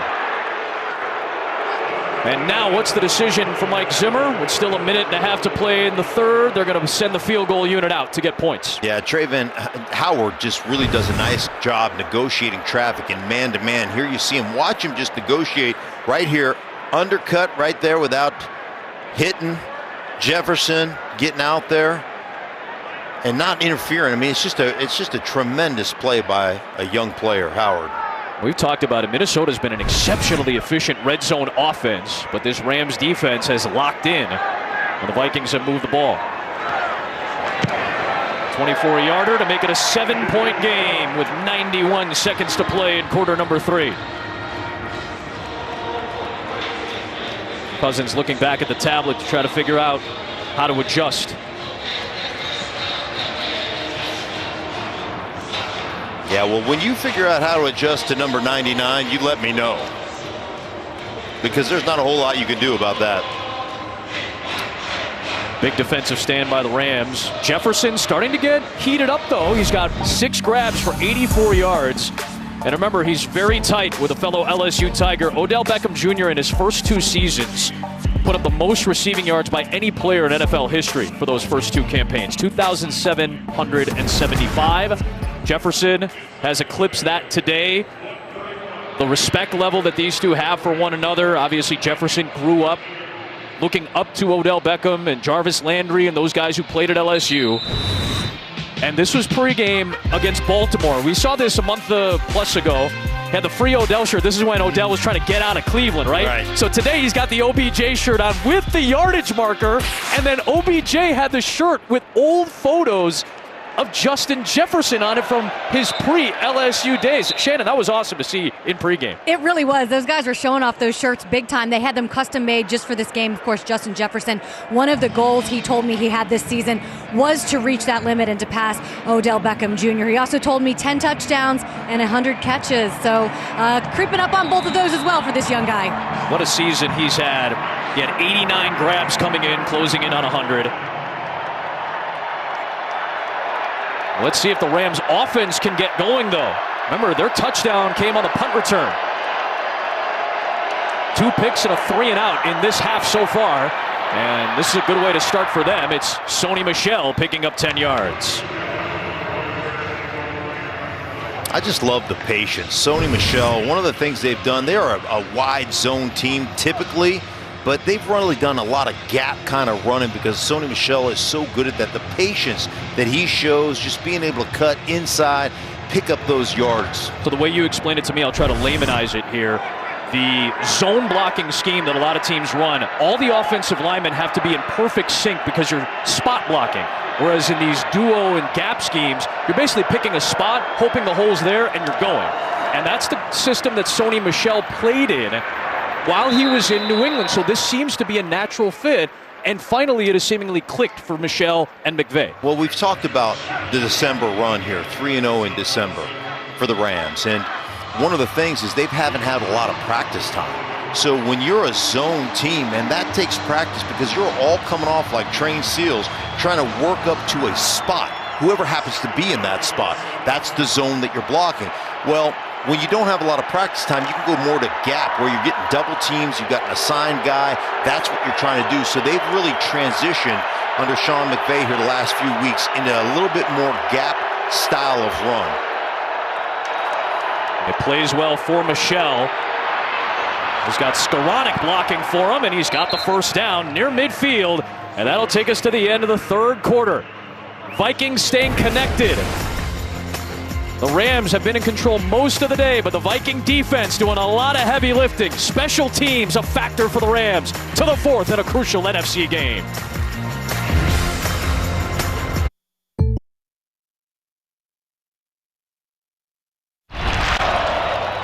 Rams lead it by 7 to quarter number 4. Rams entering the day at the top of the NFC West.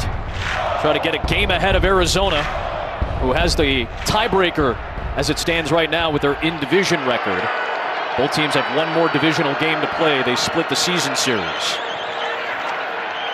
Stafford to Kupp, his first catch of the second half, and he's out of bounds at the 43. The ball came loose, but he was out of bounds. And that ends the play. Cameron Dantzler was right in the area. It'll be a gain of 8 for Cooper Kupp. The ruling on the field was the runner's progress was stopped. Second down. Yeah, he looks like he's out of bounds anyway. Progress is stopped. Either way, the play's dead after a gain of 8. That's the second, not the second time, but multiple times that they've run that boot keep game and haven't been able to get that deep cross. They just keep having to throw that out into the flat. Eventually, Well, Mike Zimmer is going to throw the challenge flag again. He's thrown one already in this game, and it was successful on the spot of the ball. And he's arguing that the forward progress should not have ended. You see Dantzler kind of punching at the ball there. Well, does the ball hit Cooper Kupp when Cooper Kupp is out of bounds too, right? So it does there, and it looked like at that point he's out of bounds anyway. The ruling on the field was forward progress. As such, forward progress is not a reviewable play. The play stands as called, second down. And that's a key thing to note. Forward progress is only reviewable when it relates to two things, either the line to gain or a scoring play, and every scoring play is reviewed. So that is a non-reviewable play in this particular scenario because it doesn't count for the line to gain, only if the progress was killed shy of that. So it's an 8-yard gain, second down and 2. Now there's no penalty for Zimmer in that case. It's not as if he loses a challenge or anything. Here's Darrell Henderson with a big hole. And he's finally dragged down by Xavier Woods near the 25-yard line.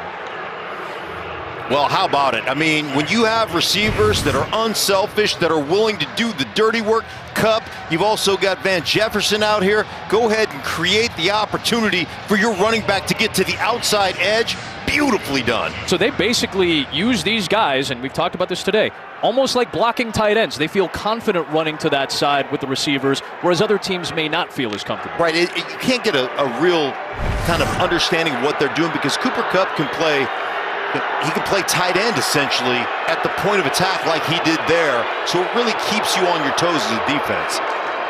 Rams continue to run the football. A 3-yard gain there for Michel. Almost 170 rushing yards today. They're averaging about 6 a pop, are the Rams on offense.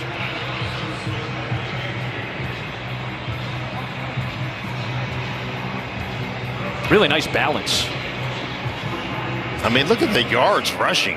You got 30 attempts. You got 8 more attempts passing than you do rushing, and you got 10 more yards rushing. I mean, that's when you have that kind of balance, that's big time. Boy, Harrison Smith was limping pretty heavily. That is a big thing to keep a track of. Here's their excellent tackler from the safety spot. Low throw for Beckham, could not scoop it. 3rd down and 7 coming up for Los Angeles. Well, we've talked about these flood combination routes, right? Trying to get that over route, and so far, Matthew Stafford has had a few of these that have come open, and he had the deep one over the top that he missed on to Beckham, and then that one he throws it in the dirt. My bad. You see him right there patting himself on the chest. That's mine. 3rd down.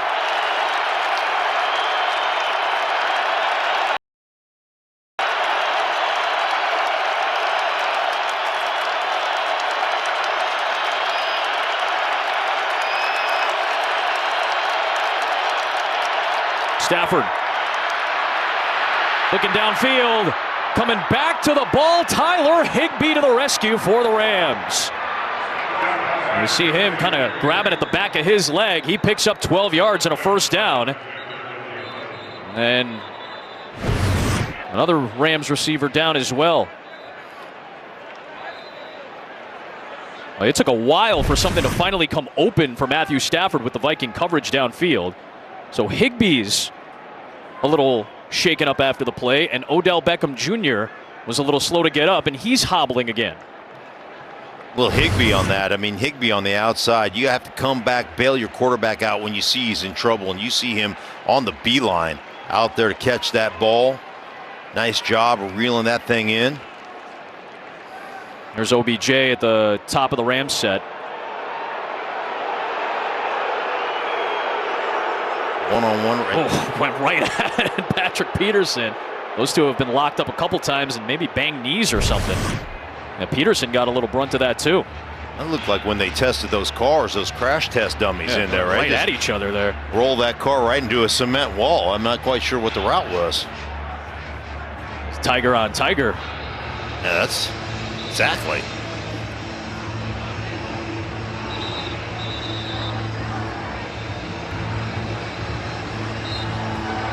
Tense moments. We told you about the Rams situation and their playoff picture. Don't forget the Vikings came into action today with the tiebreak over both Philadelphia and New Orleans for the very last NFC playoff spot.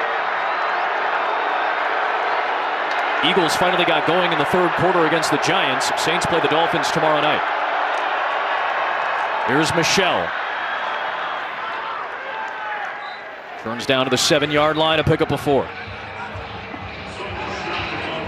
Those are just ugly 4s, too.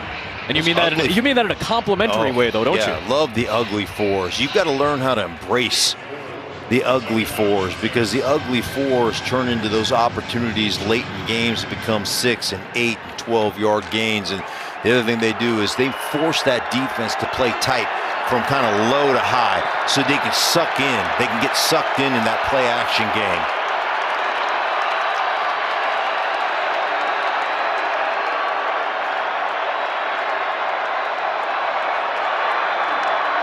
Stafford looking for Kupp in traffic. That ball came out loose. It's going to be ruled incomplete, I believe. Back judge came in. It's going to be 3rd down and 6. Well, you can see the little double team. Watch. You get Vigil on the outside right here. Smith on the inside. Maybe a little grab there from Nick Vigil on the hand of Kupp. And Harrison Smith, who's back into the lineup. A key from Minnesota came in to finish off the PBU. 3rd down and 6 for the Rams offense.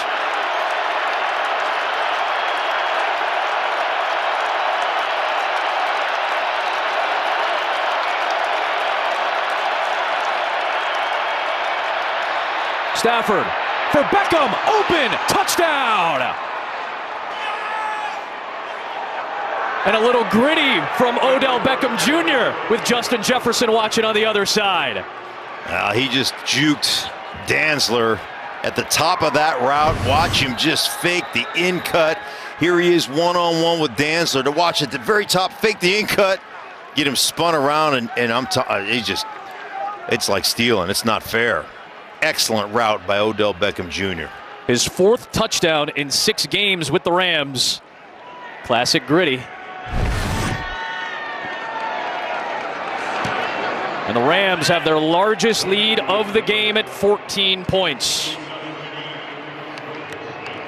6 games with Cleveland this year. Before his release that he requested, didn't have a touchdown in a Browns jersey this year. His 4th with the Rams, and it's given them their largest margin of the day. Well, with Robert Woods getting hurt in early November and Deshaun Jackson waived around the same time, the addition of Odell Beckham Jr. has been a positive one so far for Los Angeles. Playing a role today. A score to put him up 14.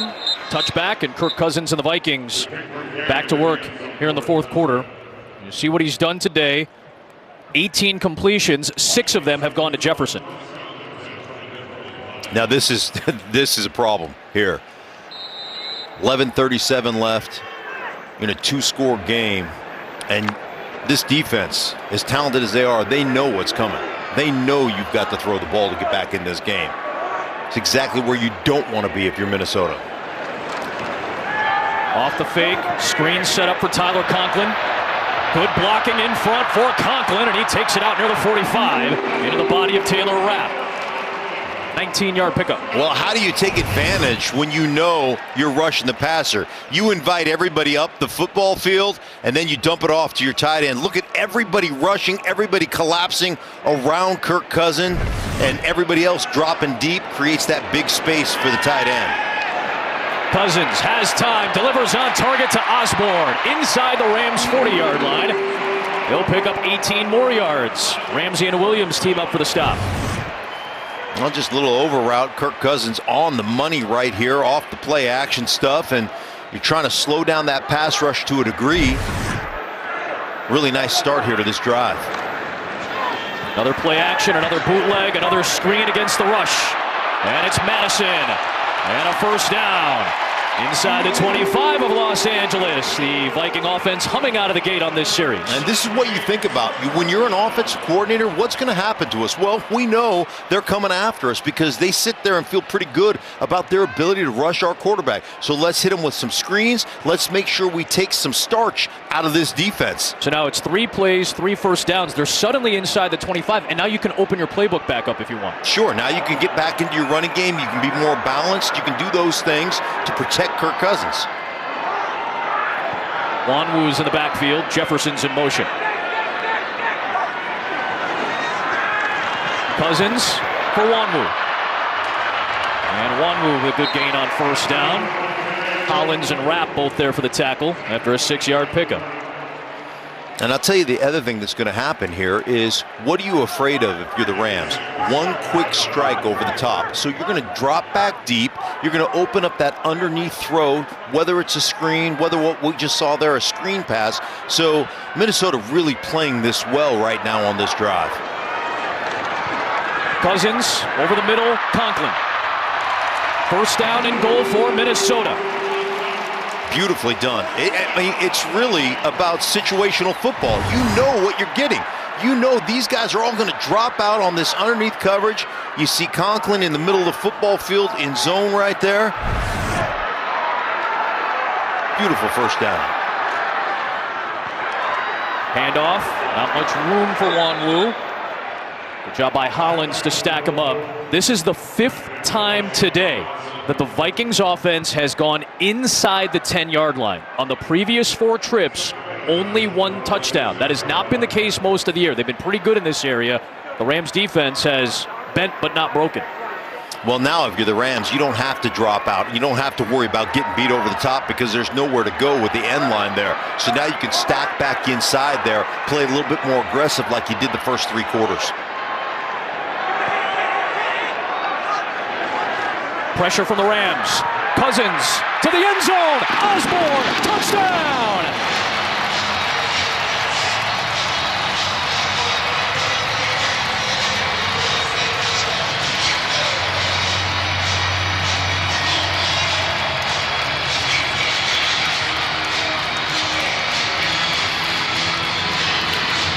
Well, all you have to do is recognize the man-to-man coverage out here, and what you're going to see is inside Osborne right there. He's got the outside leverage by Darius Williams. He's just running away from him in man-to-man. Nobody in the middle of the field, 0 coverage, and that's like stealing. Too easy.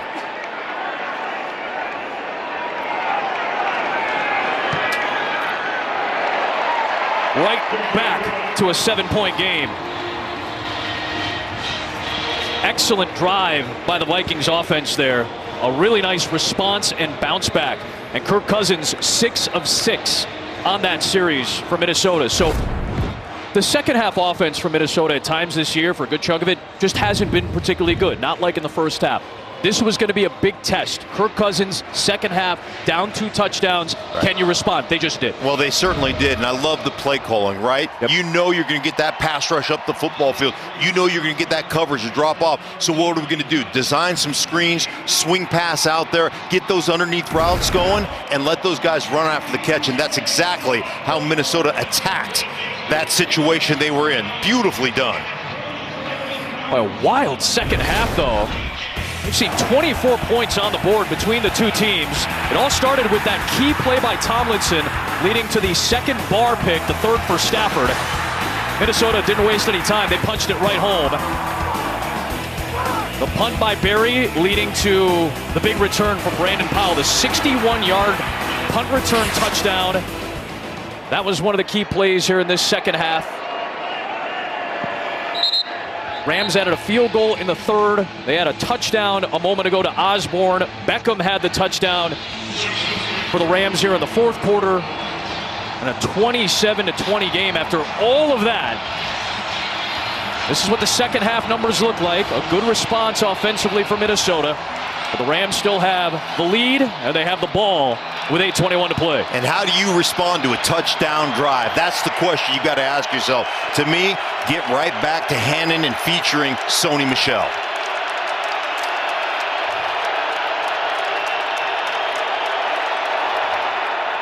He's run for over 100 yards today. He'll have nothing on that play. Big Sheldon Richardson in the thick of things for Minnesota, along with Armand Watts plugging up the middle against Michel. Well, forget about 8-man fronts. How about 9-man fronts, 10-man fronts? I mean, just load everybody in that box, and that's exactly. Hey, Minnesota knows what they're going to do, right? They know they're going to come out here and run the ball. Now, second down and long situation. What are you playing for? You're playing for the play-action pass.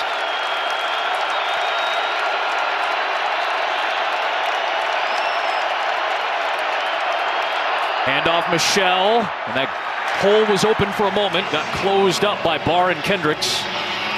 Michael Pierce with the initial contact. Here we go, big 3rd down and 6, halfway through the 4th quarter.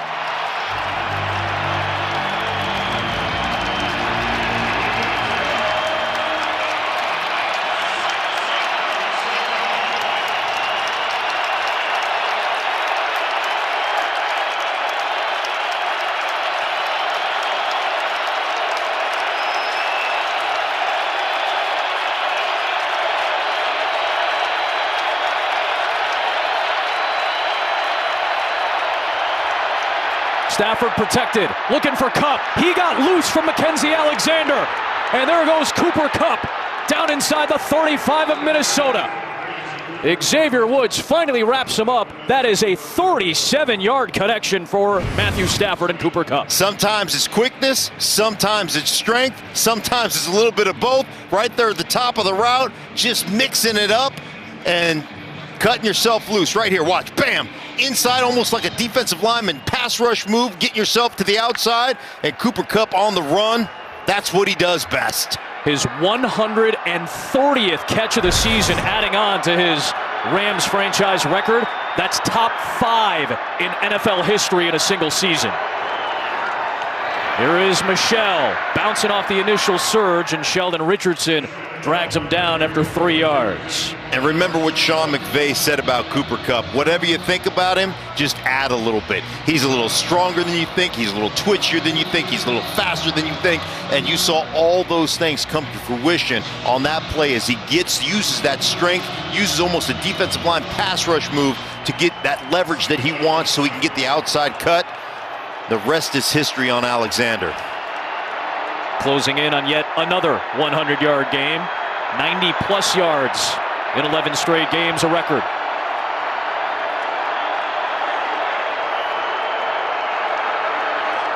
Fake to Michel. There's Kupp again. Dantzler trying to rip the ball out.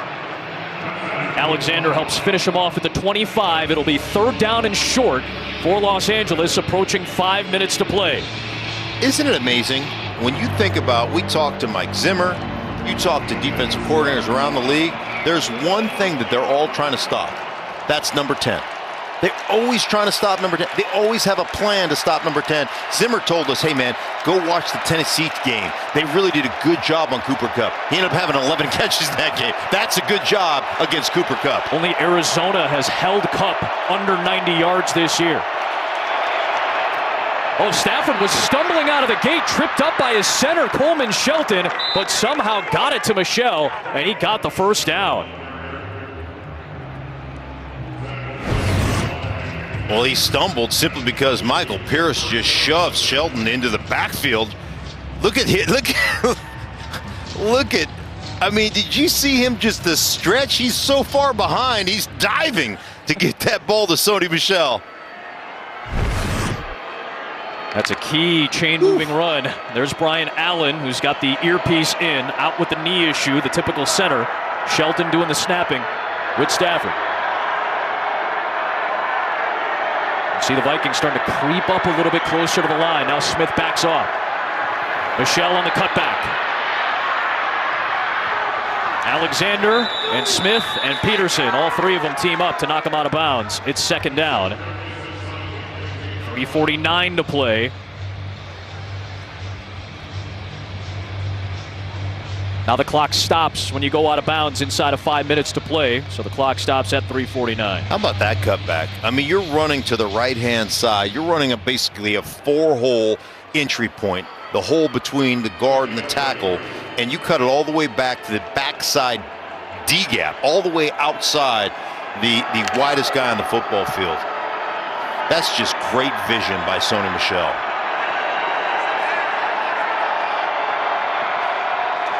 Jake Funk with his first carry. The rookie gets stacked up. Nothing doing.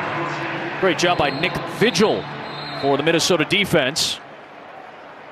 Now timeout used for the first time in the half.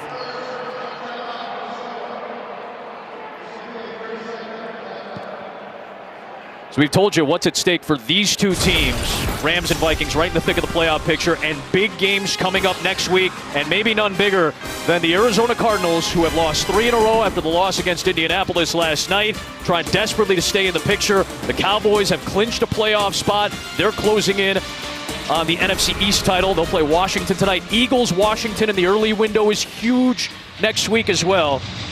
And you see the NFC playoff picture. Packers have clinched the division. They picked up the victory against Cleveland yesterday. Rams trying to lock home a playoff spot with a win today. Tampa Bay en route to the NFC South title if they finish off Carolina. Welcome those of you who saw Atlanta knock off Detroit. Adam Amin, Mark Schlereth, Shannon Spake here in Minneapolis. A timeout from Minnesota. First timeout, Los Angeles. And now the Rams counter with a timeout of their own with 3:44 to play before a big 3rd down and 4 for Sean McVay's team. Matthew Stafford, first season as the Rams quarterback. If the Rams win this game, they are in the playoffs. The Vikings came in at 7-7 with the tiebreak on both the Eagles and the Saints for that final wild card spot. Well, you're up 7 here, 3rd down. You don't want to get crazy because you've got a pretty standard field goal here, a short field goal attempt with a Pro Bowl field goal kicker in Matt Gay. So, you know, everything is on the table right now. 3rd down and 4. You can run this football, set up a little play action, maybe hit Cooper Kupp out there in the flat somewhere off a boot keep game, but do nothing crazy. Don't throw it in the middle of the football field where it can get tipped and picked. 3 interceptions for Matthew Stafford today. He bounced back on the last drive with a touchdown to Beckham. Sony Michel, who's got over 100 yards rushing, is the back. You're all caught up. Let's have some fun for the final 3:44. Screen, Kupp, all the blockers in front of him, and it's a 1st down inside the 10. Right on cue, Cooper Kupp, catch number 10 today.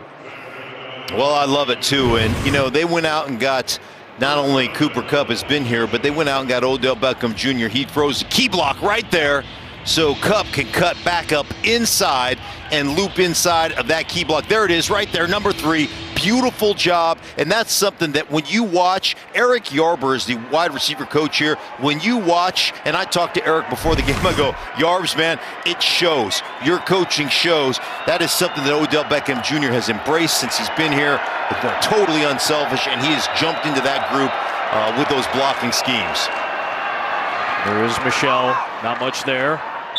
2nd down and goal inside of 3 minutes, and Minnesota will use another timeout. We'll step aside. 2:56 and counting. The Rams trying to secure a playoff berth. Barry Landis, Mitch Riggin, Joe Williams, Jonathan Biles, Joel Blosser, Ron McGuggins and company. This is how you tell a story with video and pictures, folks. Time's starting to run out on Minnesota. Philadelphia is dominating the 2nd half against the Giants. If the Eagles win and the Vikings lose, Minnesota would fall out of the playoff picture for the time being.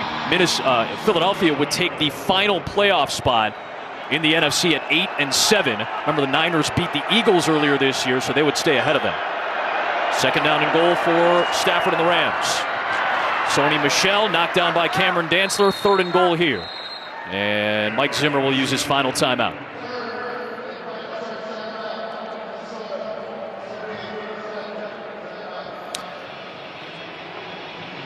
The Rams doing a great job of responding to the touchdown drive that Minnesota put together to make it a 1-score game. That's how you do it. The mixture of pass and run, dominating the line of scrimmage, patience, eating up clock. All the things that have gotten them to a 3-0 record in the month of December. And you think about that 3-0 record. I mean, what you've overcome. Lack of practice. They had 2 practices over the last, 14 days. COVID, up to 30 guys on the COVID the COVID situation, IR, whatever you want to call it, and just amazing their ability to respond. 3rd down and goal. They'll keep it on the ground with Michelle. Kept it conservative, as you talked about. You can kick the field goal and extend it to a 2-score game. This will get you very close, if not all the way down after the kick to the 2-minute warning. And you got the Pro Bowler Matt Gay, who has missed 1 field goal all season, all the way back in week 4, to try to extend this to a 2-score lead.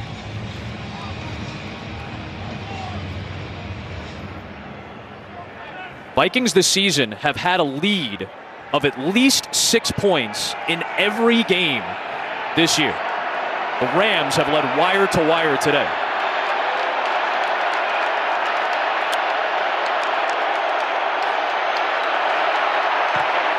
They lead it by 10 with 2 minutes to play.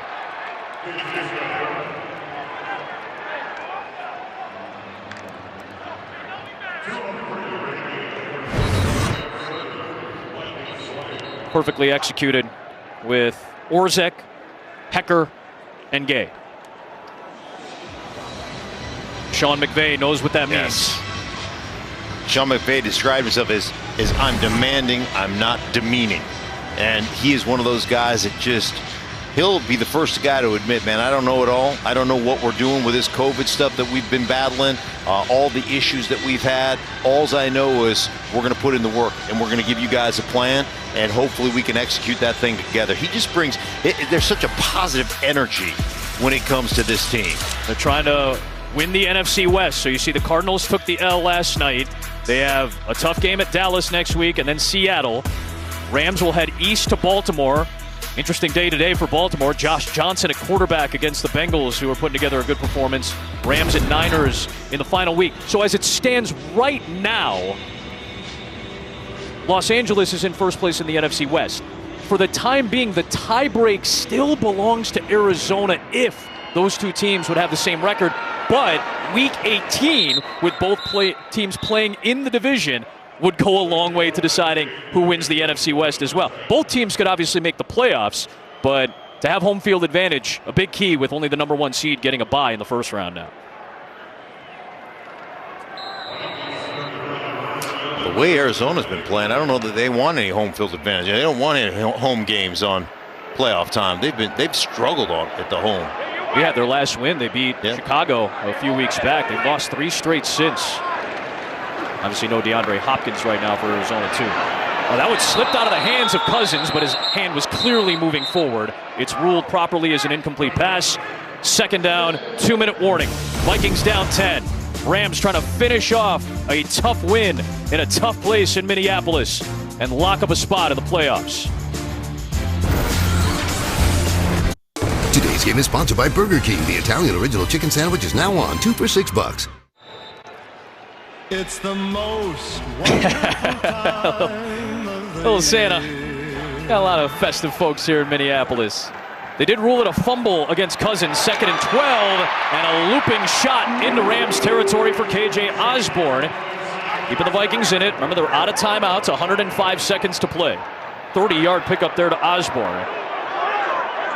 They need a quick strike, and then they need to hope for an onside kick. You can kick the field goal here as well if you get into range.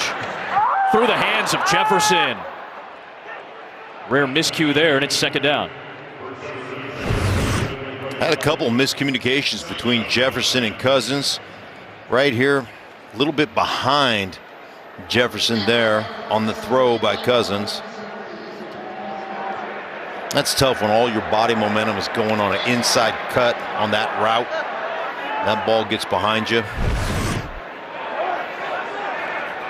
6 grabs for 84 yards for Jefferson today.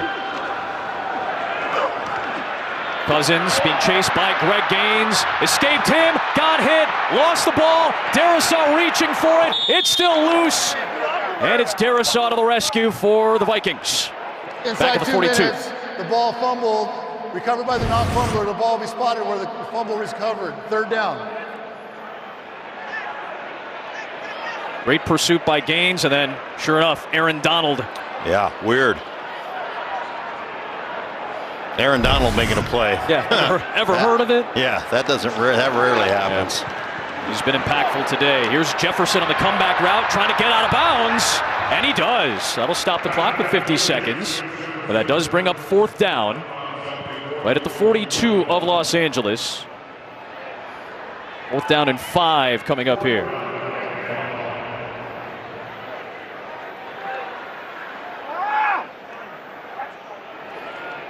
Up and down year for Minnesota. They haven't had a 3-game losing streak or a 3-game winning streak all season. They've alternated these little packets of wins and losses. They're sitting at 7-7. And won their last 2 games against Pittsburgh and Chicago to get to this point. Second charge timeout, Los Angeles.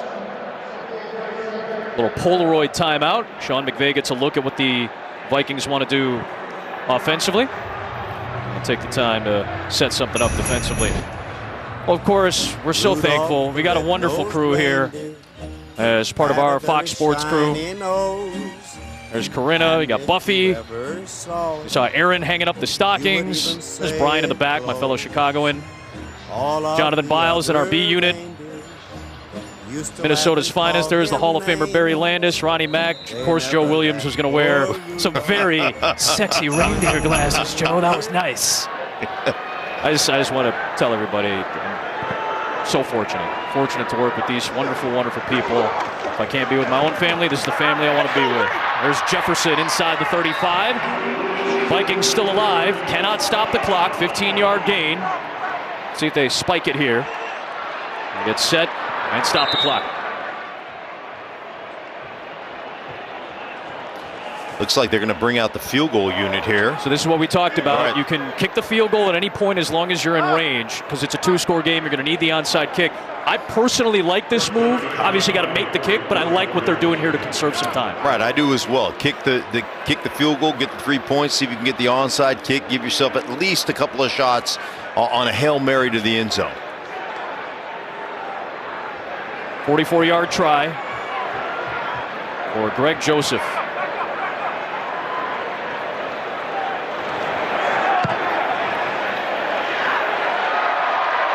Perfectly kicked. So now a 7-point game. You've conserved some time. Still 32 seconds to play. And now it'll come down to an onside kick in a season where we've actually seen a handful of onside kicks be converted. So you never know what's going to take place.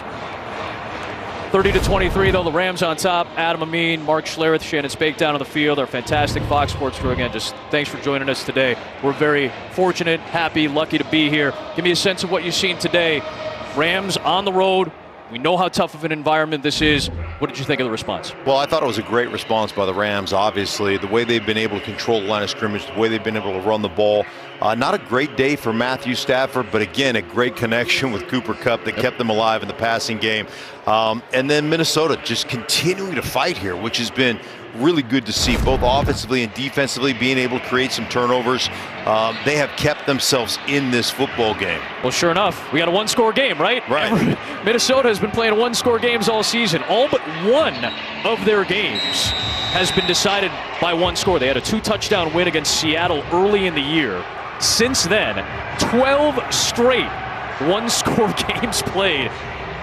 Granted, last week it came down to the final play to make it a 1-score game. Hands team out there for the Rams, and it's secured by Los Angeles. Van Jefferson took a little punishment in there, but he holds on to the game-sealing ball. Really nice. I mean, they do a great job of getting this to bounce right back up. You see that by Joseph, and that's what you want. You want those couple of bounces to get up there and give yourself an opportunity. And Blake Lynch had a nice hit on Van Jefferson, who held on tightly and is able to secure it for the victory. Rams will take a knee, and they'll take a spot in the NFC playoffs this season.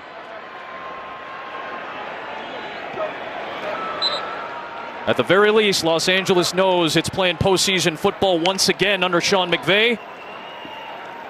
4th time in the last 5 seasons for McVay and the Rams in the playoffs. They still have a shot to clinch the NFC West. And meanwhile, the Minnesota Vikings and Kirk Cousins, they fall out of the playoff race. Likely Philadelphia will take that final wild card spot for the time being. Vikings have the Packers and the Bears, though, still to come in the next 2 weeks. 30-23, the Rams with the victory will wrap things up from Minneapolis on the other side.